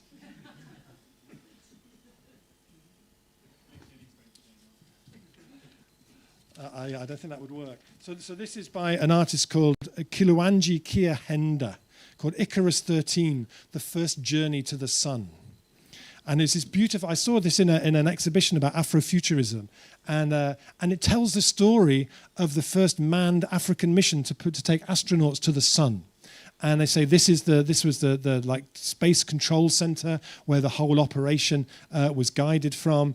This was one of the communication dishes here by which they managed to keep in communication with the astronauts as they headed off to the sun. This was the crew who, when they were building the launch pad for the launch of this very important space mission. This was the rocket that they went to the sun in.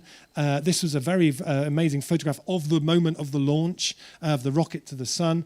And this was a photo that they took then when they were at their closest point to the sun of what the sun looked like. And what's so beautiful about it for me is that actually none of that obviously there was no African mission to the sun, but it was in Angola, in the capital city of Angola, which is Luanda. Very good. Prize, very top prize there. This is not a pub quiz, but it could be. But so he went around and took photographs of things in the city that told a different story. So this was actually a mausoleum that was built for the first president after independence. This was actually just like a laser show. But he put it all together, and I love, like we've been doing with the castle in Totnes, to create counter narratives that allow people to see the places that we live through different eyes and different senses of possibility. And when I was researching the book, I found a whole stream of like sort of collection of different artists and activists around the world who are practicing what I call temporal fluidity. This idea that so often our activism gets stuck in the present. You know, whenever any demonstration you go on, everyone says, when do we want it? Now. No one ever says, when do we want it? In about 118 years or 4 weeks ago. It's always now. And there are some very interesting activists starting to play with time in different ways. These two amazing women, Rashida Phillips and Moormother, do a project called Black Quantum Futurism, where they bring together sort of radical black liberation politics with quantum science and Afrofuturism. And they do a whole lot of work working with communities around futures and thinking about the future in different ways. They open community futures labs in neighborhoods that are being gentrified. They collect people's oral futures. They're amazing. Rashida just wrote a book called Dismantling the Master's Clock, which I can't recommend highly enough. This is an amazing Canadian artist called Camille Turner. And Camille Turner did this project called Afronautic Research Labs, where she pulled together, she did loads of digging in the archive. So everyone knows the story of the slave trade in the United States and its awful legacy that continues to this day.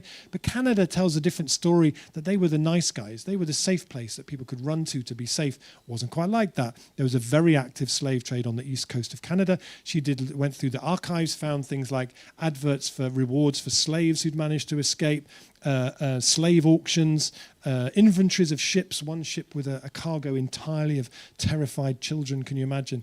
And they put all this material on the tables for people to come in and read, and that's great. But why is it called the Afronautic Research Labs? Because when you come in, there are two people dressed in ceremonial robes who are the Afronauts, who have traveled back from a future in which black people are flourishing and thriving and able to do and be whoever they want to be. And so important is this moment in time and history that they have traveled back from the future to bear witness to this moment. And I asked Camille, who's on the left there, when you're in training the other person, what do you tell them? Like, what's their briefing? She said, I tell them just to be and to bear witness and to bear witness to what's happening in that moment. So I love this idea that we use the future to help us understand the past, and we become more fluid in how we move between those things. This is the great Sun Ra, great hero of mine, the great jazz musician and artist. And Sun Ra once said, the future is obvious, but the potential impossible is calling softly and knocking gently. Which is just gorgeous. And Sun Ra told a story about himself where he said, I'm not a human being, actually, I'm an angel from Saturn. And with my band, we travel through space, and I've met people from Sun Ra's band, and I said, did you really believe he was from Saturn? And they said, yeah, of course, everybody, that was Sun Ra was from Saturn. And they always dressed like this. I read a lovely review of them from the 80s that said they looked like a school nativity play where everyone had decided to come as one of the three kings. And they all lived together in a house in Chicago, and then in New York, and then in Philadelphia. And so they were dressed like that if they went to the laundrette or if they went to buy a pint of milk in the corner shop. I read this article that described them as everyday utopians. It wasn't a stage act, it's who they were. I wrote an article that you can find online called What Sun Ra Can Teach the Climate Movement. And in that, somebody sent a comment and they said, we booked Sun Ra to come and play in our theatre in Brecon in Wales. And sorry? Oh, very, very good. And apparently when the orchestra sent their rider for that show, it said, and you have to keep the 6 car parking spaces in front of the venue free so that his spaceship has somewhere to land. That's class. And I read this article that said that he did everything he did with the utmost certainty and deadpan humor. which I love. And so Sun Ra died in 1993, but his band still live and still play in North Philadelphia. And the guy over here at the back in the red playing the saxophone, Marshall Allen, who's the new band leader, just is 101 and just released his first solo album. That's aging in style. And so in North Philadelphia, there are whole parts of the city with very low levels of tree cover, which as the city warms is really dangerous. If you have trees, they keep it 8 degrees cooler than it would be if that tree wasn't there. So there's a project called Streetwork, who are trying to promote the planting of trees in the city. And they organized an event to launch that in the Arboretum. They could have called it something really boring, like the launching of the Philadelphia Reforestation Plan 2037 or something. They called it Summoning the Future Forest. Summoning the future forest. This idea that the future is just over there, and what we need to do right now is get better at creating events that are sufficiently extraordinary that we can summon it into the present. And I love that. And this is coming back to Wales again. This is in Banno Breicheiniog, the national park in Wales. They're the first local authority in this country to have built a time machine. They wrote this amazing document, which is like their management plan, called The Future, which has postcards and stories and different things from the future. And I spoke at an event in Wales where the 2 women who wrote this were there. And then a few months later, they got in touch with me and said, Rob, we built a time machine. I said, what do you mean you built a time machine? So, well, we went back to the office, and it turned out that we had an inflatable planetarium. Who knew there was such a thing? That they got because there were grants for inflatable planetariums, I guess, and they didn't quite know what to do with it. And so they turned it into a time machine. They made these black and white films with them cut into it, showing the food system in the 1940s. And then they made a film about the present. And then into that, then they get the local kids to come in and make films about the future. They are now passionate advocates for local authorities to build time machines. At the recent Abergavenny Food Festival, they did the catering. I've been to the future, find out what it tastes like at 2:30. You know, it's beautiful kind of example of bringing that in. This was the rebellion, the first Extinction Rebellion, April 2019, on Waterloo Bridge, where the Waterloo Bridge was closed. How many of you were there? I'm sure some of you went there. Yeah, beautiful. So for those 8 days, and it took hundreds of arrests to stop the police from taking the bridge. 2 of them were my wife, who was arrested there twice. And but what they brought 49 mature trees in pots onto that bridge. I call this a pop-up tomorrow. They created a pop-up tomorrow. They took the future that you imagined and they brought it onto the bridge. I always show this in my talks. I've had 5 people who've come up to me and said, I used to work near Waterloo Bridge. I had to cross that bridge every day. And when it was like that, I got to stop and go, why can't it always be like this? And then they gave up the job they had and they now work in climate and sustainability as a result of that experience. There's a real power, I think, to sort of making a tear in the fabric of time and inviting people to step through and to see it. And it's more powerful when you do it in places that are familiar to people. It's why in something like The Handmaid's Tale, that scene is so much more powerful and horrendous because you recognize the place. If this was like in an Asda car park somewhere near Swindon, it would lose some of the kind of dramatic impact that it has when it's done like that. So a couple of years ago in Trafalgar Square in London, an organisation promoting rewilding rewilded Trafalgar Square for a day. No one knew they were going to do it. They did it overnight. People who crossed Trafalgar Square every day had that one day of an experience of being like, oh, okay. Although I'm not quite sure under what scenario we have a rewilded London where we're growing oranges. Well, maybe not a good scenario anyway. But anyway, but this idea, this is a lovely project from the Netherlands called Bosk, where they have 1,000 mature trees in big pots, and for a month they had 4,000 volunteers, and they took that forest for a walk around the city.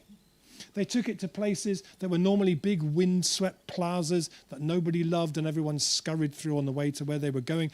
And for a few days, they got to experience it as a forest with the dappled light coming through the trees, the birds coming back into the place. There's such a power to that, I think. This idea of creating pop-up tomorrows, giving people a sense of what that future could be. So just to finish off, and then we'll have a bit of time for questions. In fact, no, how are we doing for time?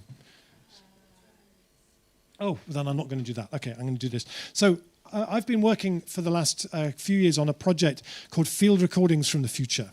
So the guy on my side there is called Mr. Kit, who's an amazing ambient electronic music artist. And I started going to visit places that already sound like the future, the bicycle rush hours, the beaver rewilded landscapes. I make recordings there, and then I work with him, who turns them into these beautiful pieces of music. And we've been working on that for a little while, and we've made a double album of that music, the first actual recordings from the future, historic thing. I have a few copies here if anyone would like them. You can also find it on Bandcamp and listen to it there. And we then have been working, we made videos for each of those, and then we've been creating a live immersive show, which I'm going to, with some trepidation, attempt to show you the video of, and you can't hear the music, so I'll have to do a voiceover again for it. But so, and it's going to be very slow. I'll just give you a little taste of it anyway. So we build this structure, and then we pick people up in 2026, and we transport them to 2036. And we take them to a world of bicycle rush hours, landscapes rewilded by beavers, underground mushroom farms, and it's beautiful. And we did it in Plymouth, we did it in Totnes so far. And in November this year, we're going to be bringing it to Bristol. And hopefully doing it at We the Curious is the idea, for a few days. And I have this dream in my mind, which is one of the reasons I was so excited to come and talk with all of you, which is if for those few days we are making a tear in the fabric of time and inviting the people of Bristol to step through that into that future and walk around. It's perfectly imaginable that while that tear is open, things from that future are sort of sneaking back into the present and popping up around the city. How might you start to see that on the walls of the city in terms of pop-up theatre, in terms of things that just start to appear as that future starts to pop up around the city. We've also been working on a comic book, working with an amazing Belgian cartoonist called Thomas Liera, which tells the story of how we built a time machine. Because I figure if Elon Musk and Jeff Bezos had grown up reading comic books about beaver rewilding, maybe the world would look a little bit different than how it looks now, based on the comic books that they're reading. So it tells the story of how we built our time machine out of an old bus and built it in such a way that we could travel to go visit the future. And just to say a little bit more about what I was saying. So this is just a couple of street artists who seem to me to be doing things in that direction. This is Sophie Mess, who does these beautiful, big sort of pieces that give a sense of a future filled with life and flowers and colour. This is an artist called ATM who does a sort of endangered species, but could easily be reinterpreted that those are the things that are celebrating the things that are coming back into the city as we see more and more biodiversity returning into our cities, things that we thought we were going to have lost by 2036 actually flourishing in that world.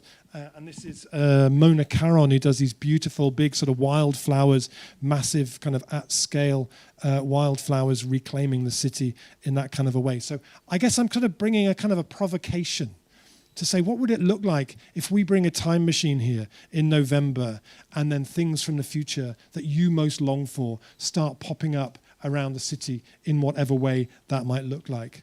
So just to finish off, this is a machine that we made for those shows, and we're working with some engineers to build some kind of interactive arcade devices to connect people to the future. This is our very powerful quantum press Know Your Future machine. You press the button, it downloads your future of what you'll be doing in 2036. And this one says, for example, when it gets nearer to the camera, after years of campaigning, you finally see beavers thriving in your local river. Their dams have created a vibrant ecosystem, and you couldn't be prouder of your community's efforts. It has like 150 of these. It's so beautiful seeing people in the queue, the anticipation before they press the button. And then once they've got their ticket, you see them a bit like with horoscopes. They start going, yes, you know, I read a thing about beavers the other day, and a friend of mine, and they start kind of piecing together how they might end up in that world. So just to finish off, and with a little bit of time for questions, I do a podcast called From What If to What Next, which you can find everywhere you get your podcasts. I do a newsletter every month. This has not been a journey that ended when How to Fall in Love with the Future came out. It's ongoing, and so the Time Traveller's Gazette is free. You just go to my website and sign up, and you get it every month. You can find out more about the transition movement. And I just wanted to finish with a little poem I read the other day by Lem Sissay, the great poet Lem Sissay, who said, "If it were not imagined, it could not be made. Therefore, imagination must not be afraid." Thank you so much.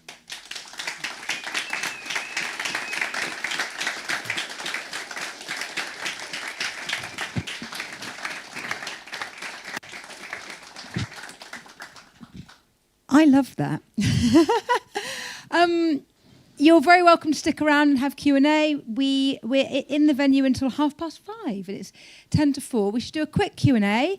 I'm sure there'll be someone that's got a question to ask Rob. I'm looking round the room. Who would like to ask Rob a question about his fantastic presentation?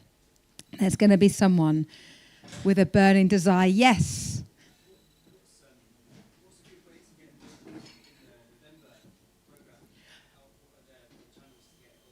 A good way to, so I'm going to repeat the question to you so the live stream can hear. A good way to get involved with the November programme in Bristol. And it's not just in Bristol, it's around the UK, isn't it? Yeah, so we're going to do it in Sheffield and at the Globe Theatre in London and a couple of other places that we don't quite know yet that are taking, one in Scotland, I think. That's a very good question. I think maybe, so I'm very, very easy to find. So my website is robhopkins.net. It says contact me and just get in touch. And then maybe if we could then get a few people together and meet up in a month's time or something. Yeah, I'd say probably that. Yeah.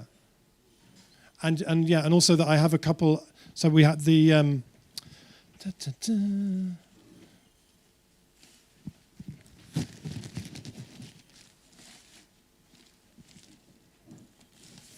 So I bought a few copies along of the field recordings from the future record, which if you'd like to get one of those, you'd be very welcome.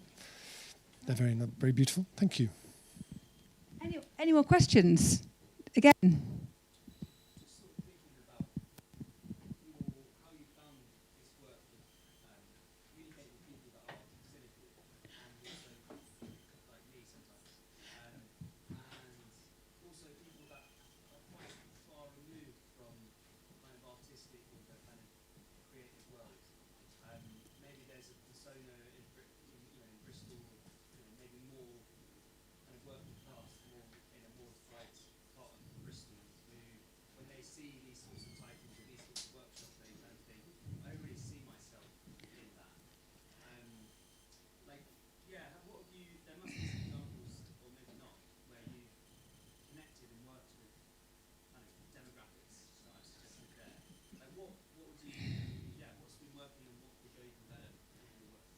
So a short summary question is how to connect with people or how people have found it if you've communicated to people who are either from areas that are more deprived, that find it hard to connect, or cynical.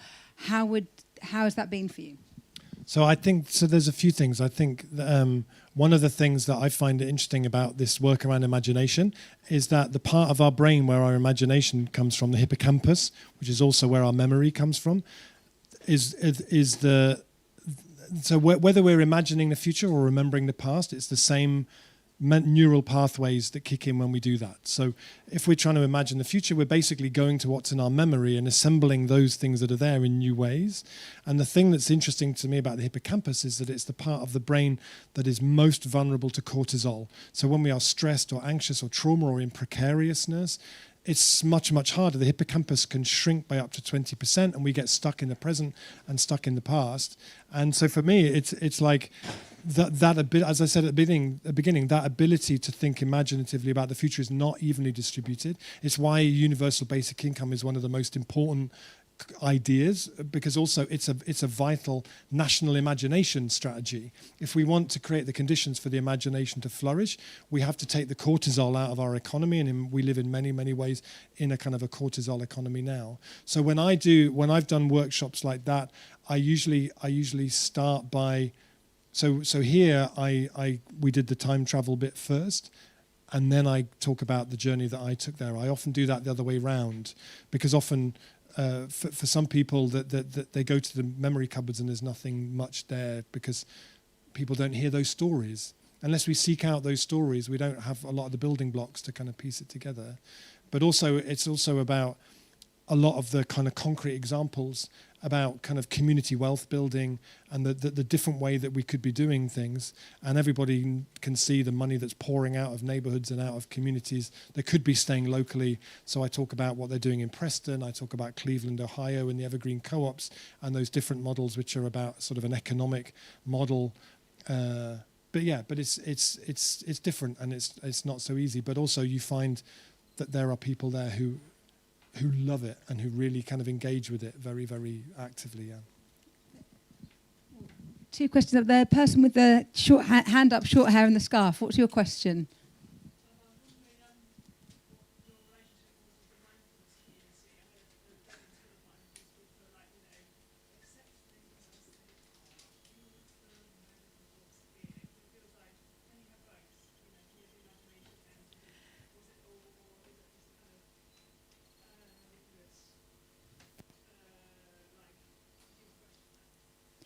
So what's the relationship like with the mindfulness community? You're in the present and you're trying to take people into the future. Probably all right until I started taking the mick out of them with the thing. So I think, both of those two things are completely not at odds. You know, you can have a practice which is about being in the moment. That doesn't mean that the future disappears. I think it just means that you have more attention to then be able to really focus on what that future should be like. You know, like I said, I think that ability to think positively and hopefully about the future is something that is really disappearing and is really, really under threat. And we're experiencing this kind of war on the imagination. And all the great movements for change, I think, worked by cultivating this sort of sense of something to, you know, if Martin Luther King had stood up and said, I have a nightmare, I don't think it wouldn't have had the same kind of impact. It's like, you know, we had those people in the 60s and the early 70s who filled the future, Robert Kennedy, different people who filled the future with dreams and things to run towards. We've sort of stopped doing that and kind of moved away, and it's just incremental politics. And I think as we've seen with the sort of Mamdani and Polanski and this sort of make hope normal again, I think people are really, really hungry and ready now for something that's way more ambitious and based on stories and hope and about the future and what it could be, and not just settling for this idea, well, it always has to be like that because it's always been like that. We're out of time for that. We don't have time for that. We really need that capacity to be really imaginative in terms of where we go next, I think. There was another question. Oh, there's lots of questions. Another question at the back, and then we'll go here, then we'll go here. So the person at the back, yes.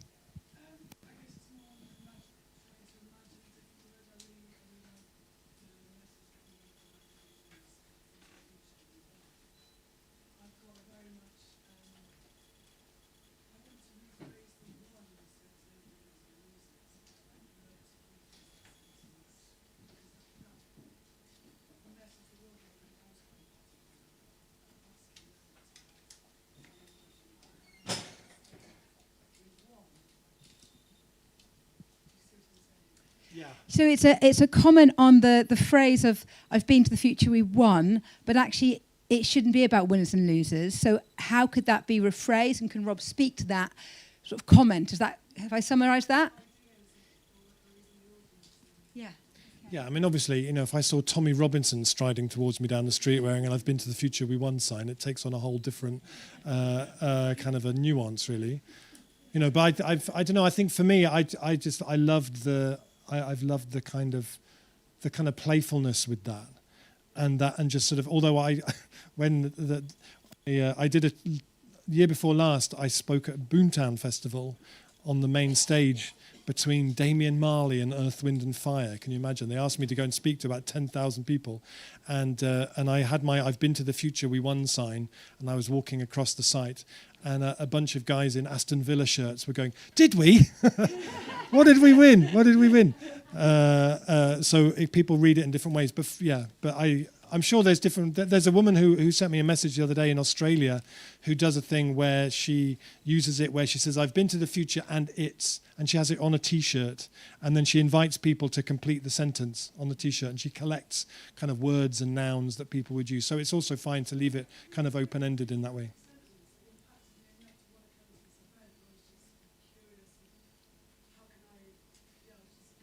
Yeah, it's a good comment. Yeah. Adapt it as you wish. Right, I'm going to do questions in order. Cardiff crew, you're going to be after Matt and then Felix. So, Matt, do you have a question? Hi, Rob. Thank you for opening the door to out there. In your travels, which governments are already out there? Good question. It was a thank you, Rob, to open the door for what's out there. in his travels, what governments are already kind of achieving what we need? I think it's like there's lots of different places that are doing some things well. So there was that thing that happened last year when they had that power cut in Portugal, and Spain and France for a few days. And I read this lovely thing on LinkedIn where someone said, well, for the first few hours, we didn't know what was going on and we were a bit freaked out. And then it came to 5 o'clock and we all went out the house with musical instruments and food and a bottle of wine. And everybody on the street came out and we all hung out. They said it was like being in a Rob Hopkins book. And I love the idea that there was hopefully that's not what lasts as the name for it, but I love that, if people said it was like The Handmaid's Tale, everybody knows what you mean. It's like 1984. We don't really have a word for that necessarily. So I think there's lots of places, like in the picture that I showed, that showed all the different places. If you want to see amazing cycling infrastructure, you go to the Netherlands. If you want to see amazing work around relocalizing food, go to Liège in Belgium. If you want to see car-free urban design at scale, go to Freiburg in Germany. Everything, all the different bits exist. I don't know anywhere that's doing all of it together all at the same time, which is where we need to be getting to.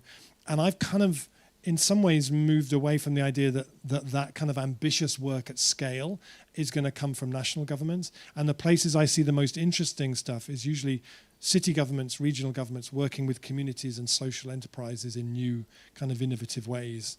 So there's nowhere doing all of it.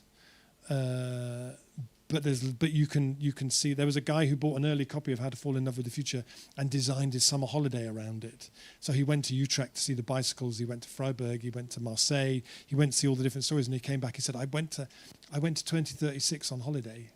It's right, because when I was 25 and at UE, we went on a field trip to Denmark, and we spent 2 weeks in Denmark seeing cycling infrastructure, combined heat and power, ecological buildings, co-housing projects. And coming back to Bristol, it was like, we've got a lot of work to do here, but we know it's possible because we've been there and seen it. Yeah. Felix. Where to start? I'm still not there, Rob. It's okay. Sorry. This is going to be a statement with a question at the end of it, and I'll try to keep it brief. The right wing are so far ahead and moving so fast.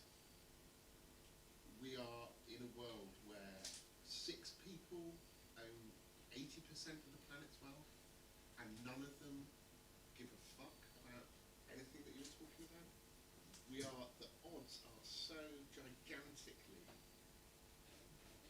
weighed against us, and poverty, fear and poverty are so monumental and stacked up against such a vast majority of people that I am still, as much as I love you and your work, and I think it's great the way you do it, I'm still not feeling in my heart that any of this is possible. The Reform are the biggest party in this country in the opinion polls by quite a long way, and if they get in the next election, they want to deport my wife because she was born in the Caribbean.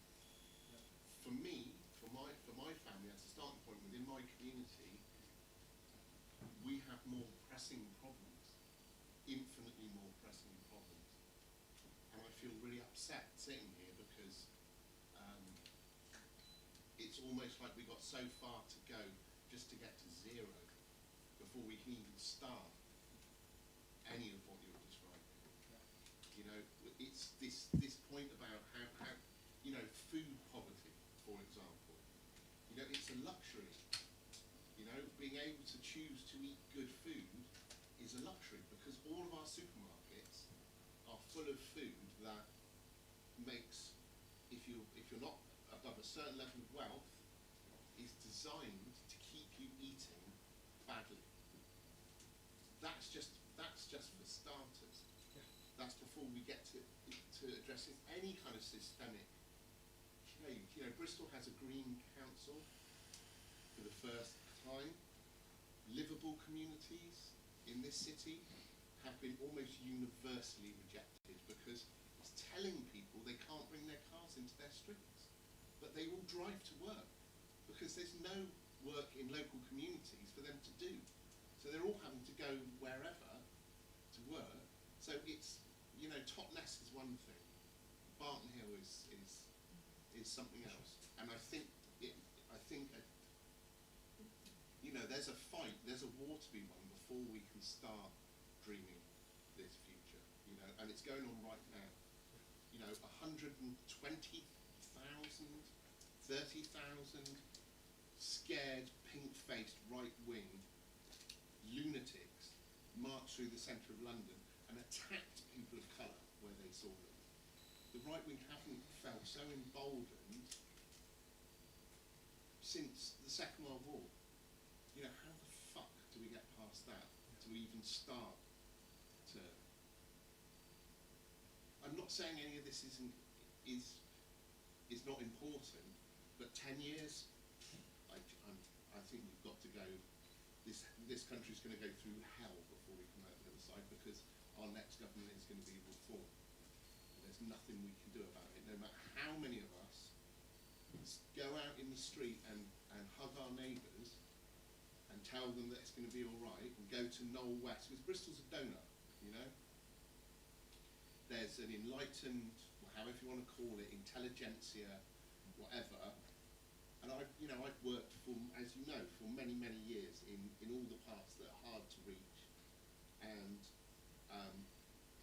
people are not interested when you go to those places because they're struggling and they're 3 generations deep in this struggle. Yeah. You know, how do we begin to address that? To summarise, for the people, but there's the live stream. There's people watching on live stream, okay. So that's what I'm trying to summarise. It's so that's okay. There are, 6 people that are ultra billionaires that have more wealth and don't give a F. The rise of reform in this country.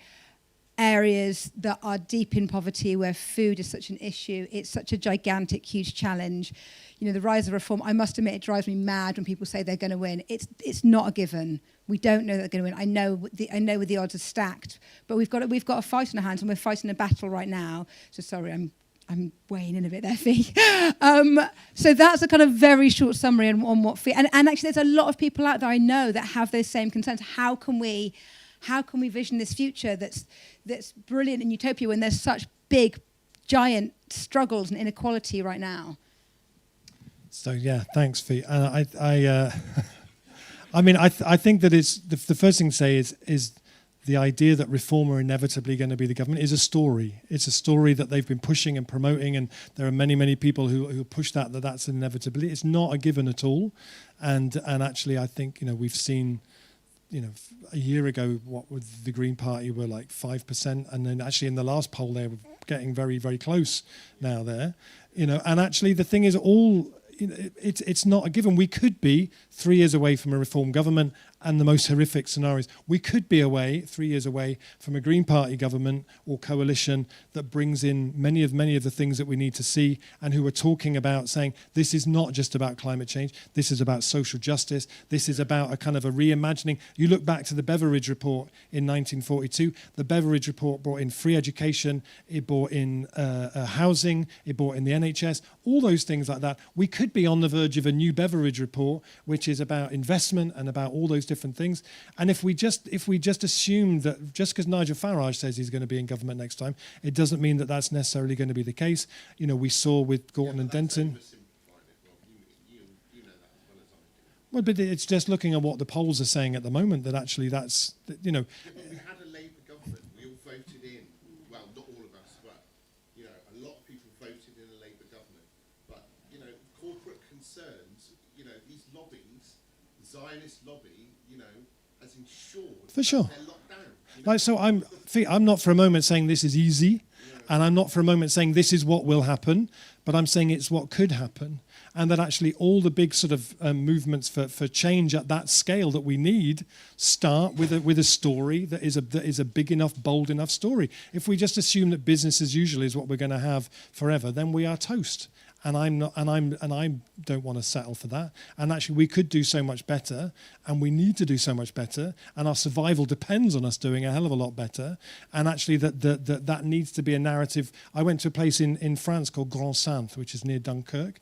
They had a mayor there, a really visionary guy, and his whole approach was, everything that we do to address the climate emergency has to work first in support of the poorest people in this neighbourhood first. So all the social housing they were building was passive house. All the public transport was free. Around all the poorest housing, they gave people, they dug up all the tarmac so people could feed their families in different ways. There was again and again all these different policies and strategies. There's a different way that we can do it. And unless we talk about that and give people something to run towards, rather than just things to run screaming in the opposite direction for them, because what the far right does is it paints terrifying, ridiculous visions of the future where people, your pets get eaten and stuff, and then position themselves as the strong men to protect us from that. If at the same time progressive people and the people who have the actual tools and solutions that can address the underlying inequality there and bring about a kind of a transformation in that way, if all we're doing is just talking about collapse and extinction all the time, people get like trapped like rabbits between two sets of headlights and don't know where to go. I think we have to get much, much better at talking about what would Bristol, take those things out of boring, dry policy documents. What would it look like if that donut thing was reversed in Bristol and you saw the investment that was needed and all of that kind of thing? It's possible. It could happen. And if we don't talk about it and keep that alive as a possibility, it's never going to happen. I think it's interesting discussions, and I think it's really valid that we have to think about supporting the poorest communities, whether it's in Bristol, London, around the world. Yeah, I'm really conscious of time because I'm so respectful of time, and we did start late, so I'm just going to do one more question that was at the back, and then I'm going to ask Rob to finish with the story you told me last week about in being in France. The Dion's friend, you had a question. Okay, so the last question with the lady in the red coat. Yeah, it's just basically continuing what, so I don't know. Felix. I think it is very much about empowering communities and maybe using creative visualization to find ways to bridge communities. Hence why when I was visioning the future, I was seeing a twinning between different communities, between the privileged and the underprivileged. And I think building trust between these different communities, so the haves and have-nots, is a very important way to maybe pay them the ideas. Yeah, they can't afford to buy, they're buying cheap, unsustainable clothes, fast fashion, Primark, maybe being more supportive and creating relationships and providing care and support where it's needed, then we might see an empowering and a change in the direction that we need. But I think that's a really important step, that we need to rise as one, and not just be, this could be a movement of privilege. So it was acknowledging the importance of the last statement, and that this shouldn't just be a movement of the privileged, and the importance of connecting the wealthier communities with the communities that are not as privileged, and finding a way to basically go on a journey together. It's my very short summary of what you said. I was just going to say that we should remember, like, for example, in 1990, when the Millennium Goals came in, we halved world hunger between then and 2014. We did that. That happened. And now it's sort of reversing because governments have just sort of moved on to other things. But we can challenge big things when we decide that we're going to do that with enough of a groundswell. And the story that what I was going to say was, I did a talk in a place in France, and there was a woman who asked a question afterwards, and she said, the last time I was in this room was for a talk by a woman who was one of the last surviving members of the French Resistance. She was in the French Resistance as a teenager. And someone asked her, was there anything all the people you knew in the French Resistance had in common? And she said they were all optimists. That actually when the shit hits the fan, you need some optimists around. And the shit's hitting the fan right now. And if we just lapse into the sort of pessimistic, well, that's it, there's nothing we can do, thinking, I've been involved in this stuff since my teens, and involved in like different kinds of activism and in transition movement for a long, long time. I'm 58 this year. none of that is working. None of it's worked at scale. Nothing that we've tried in the climate movement has worked. And that's not to berate anybody, because we're up against enormous forces. But I'm kind of thinking, well, maybe, I don't know what works. Maybe something that is a different, more theatrical, more playful, more creative thing that sort of helps people step into the future, that is more playful in that way might work. I don't have a highly evolved sort of theory of change. It's just things that I've observed, and maybe it's worth a go. Yes, you want.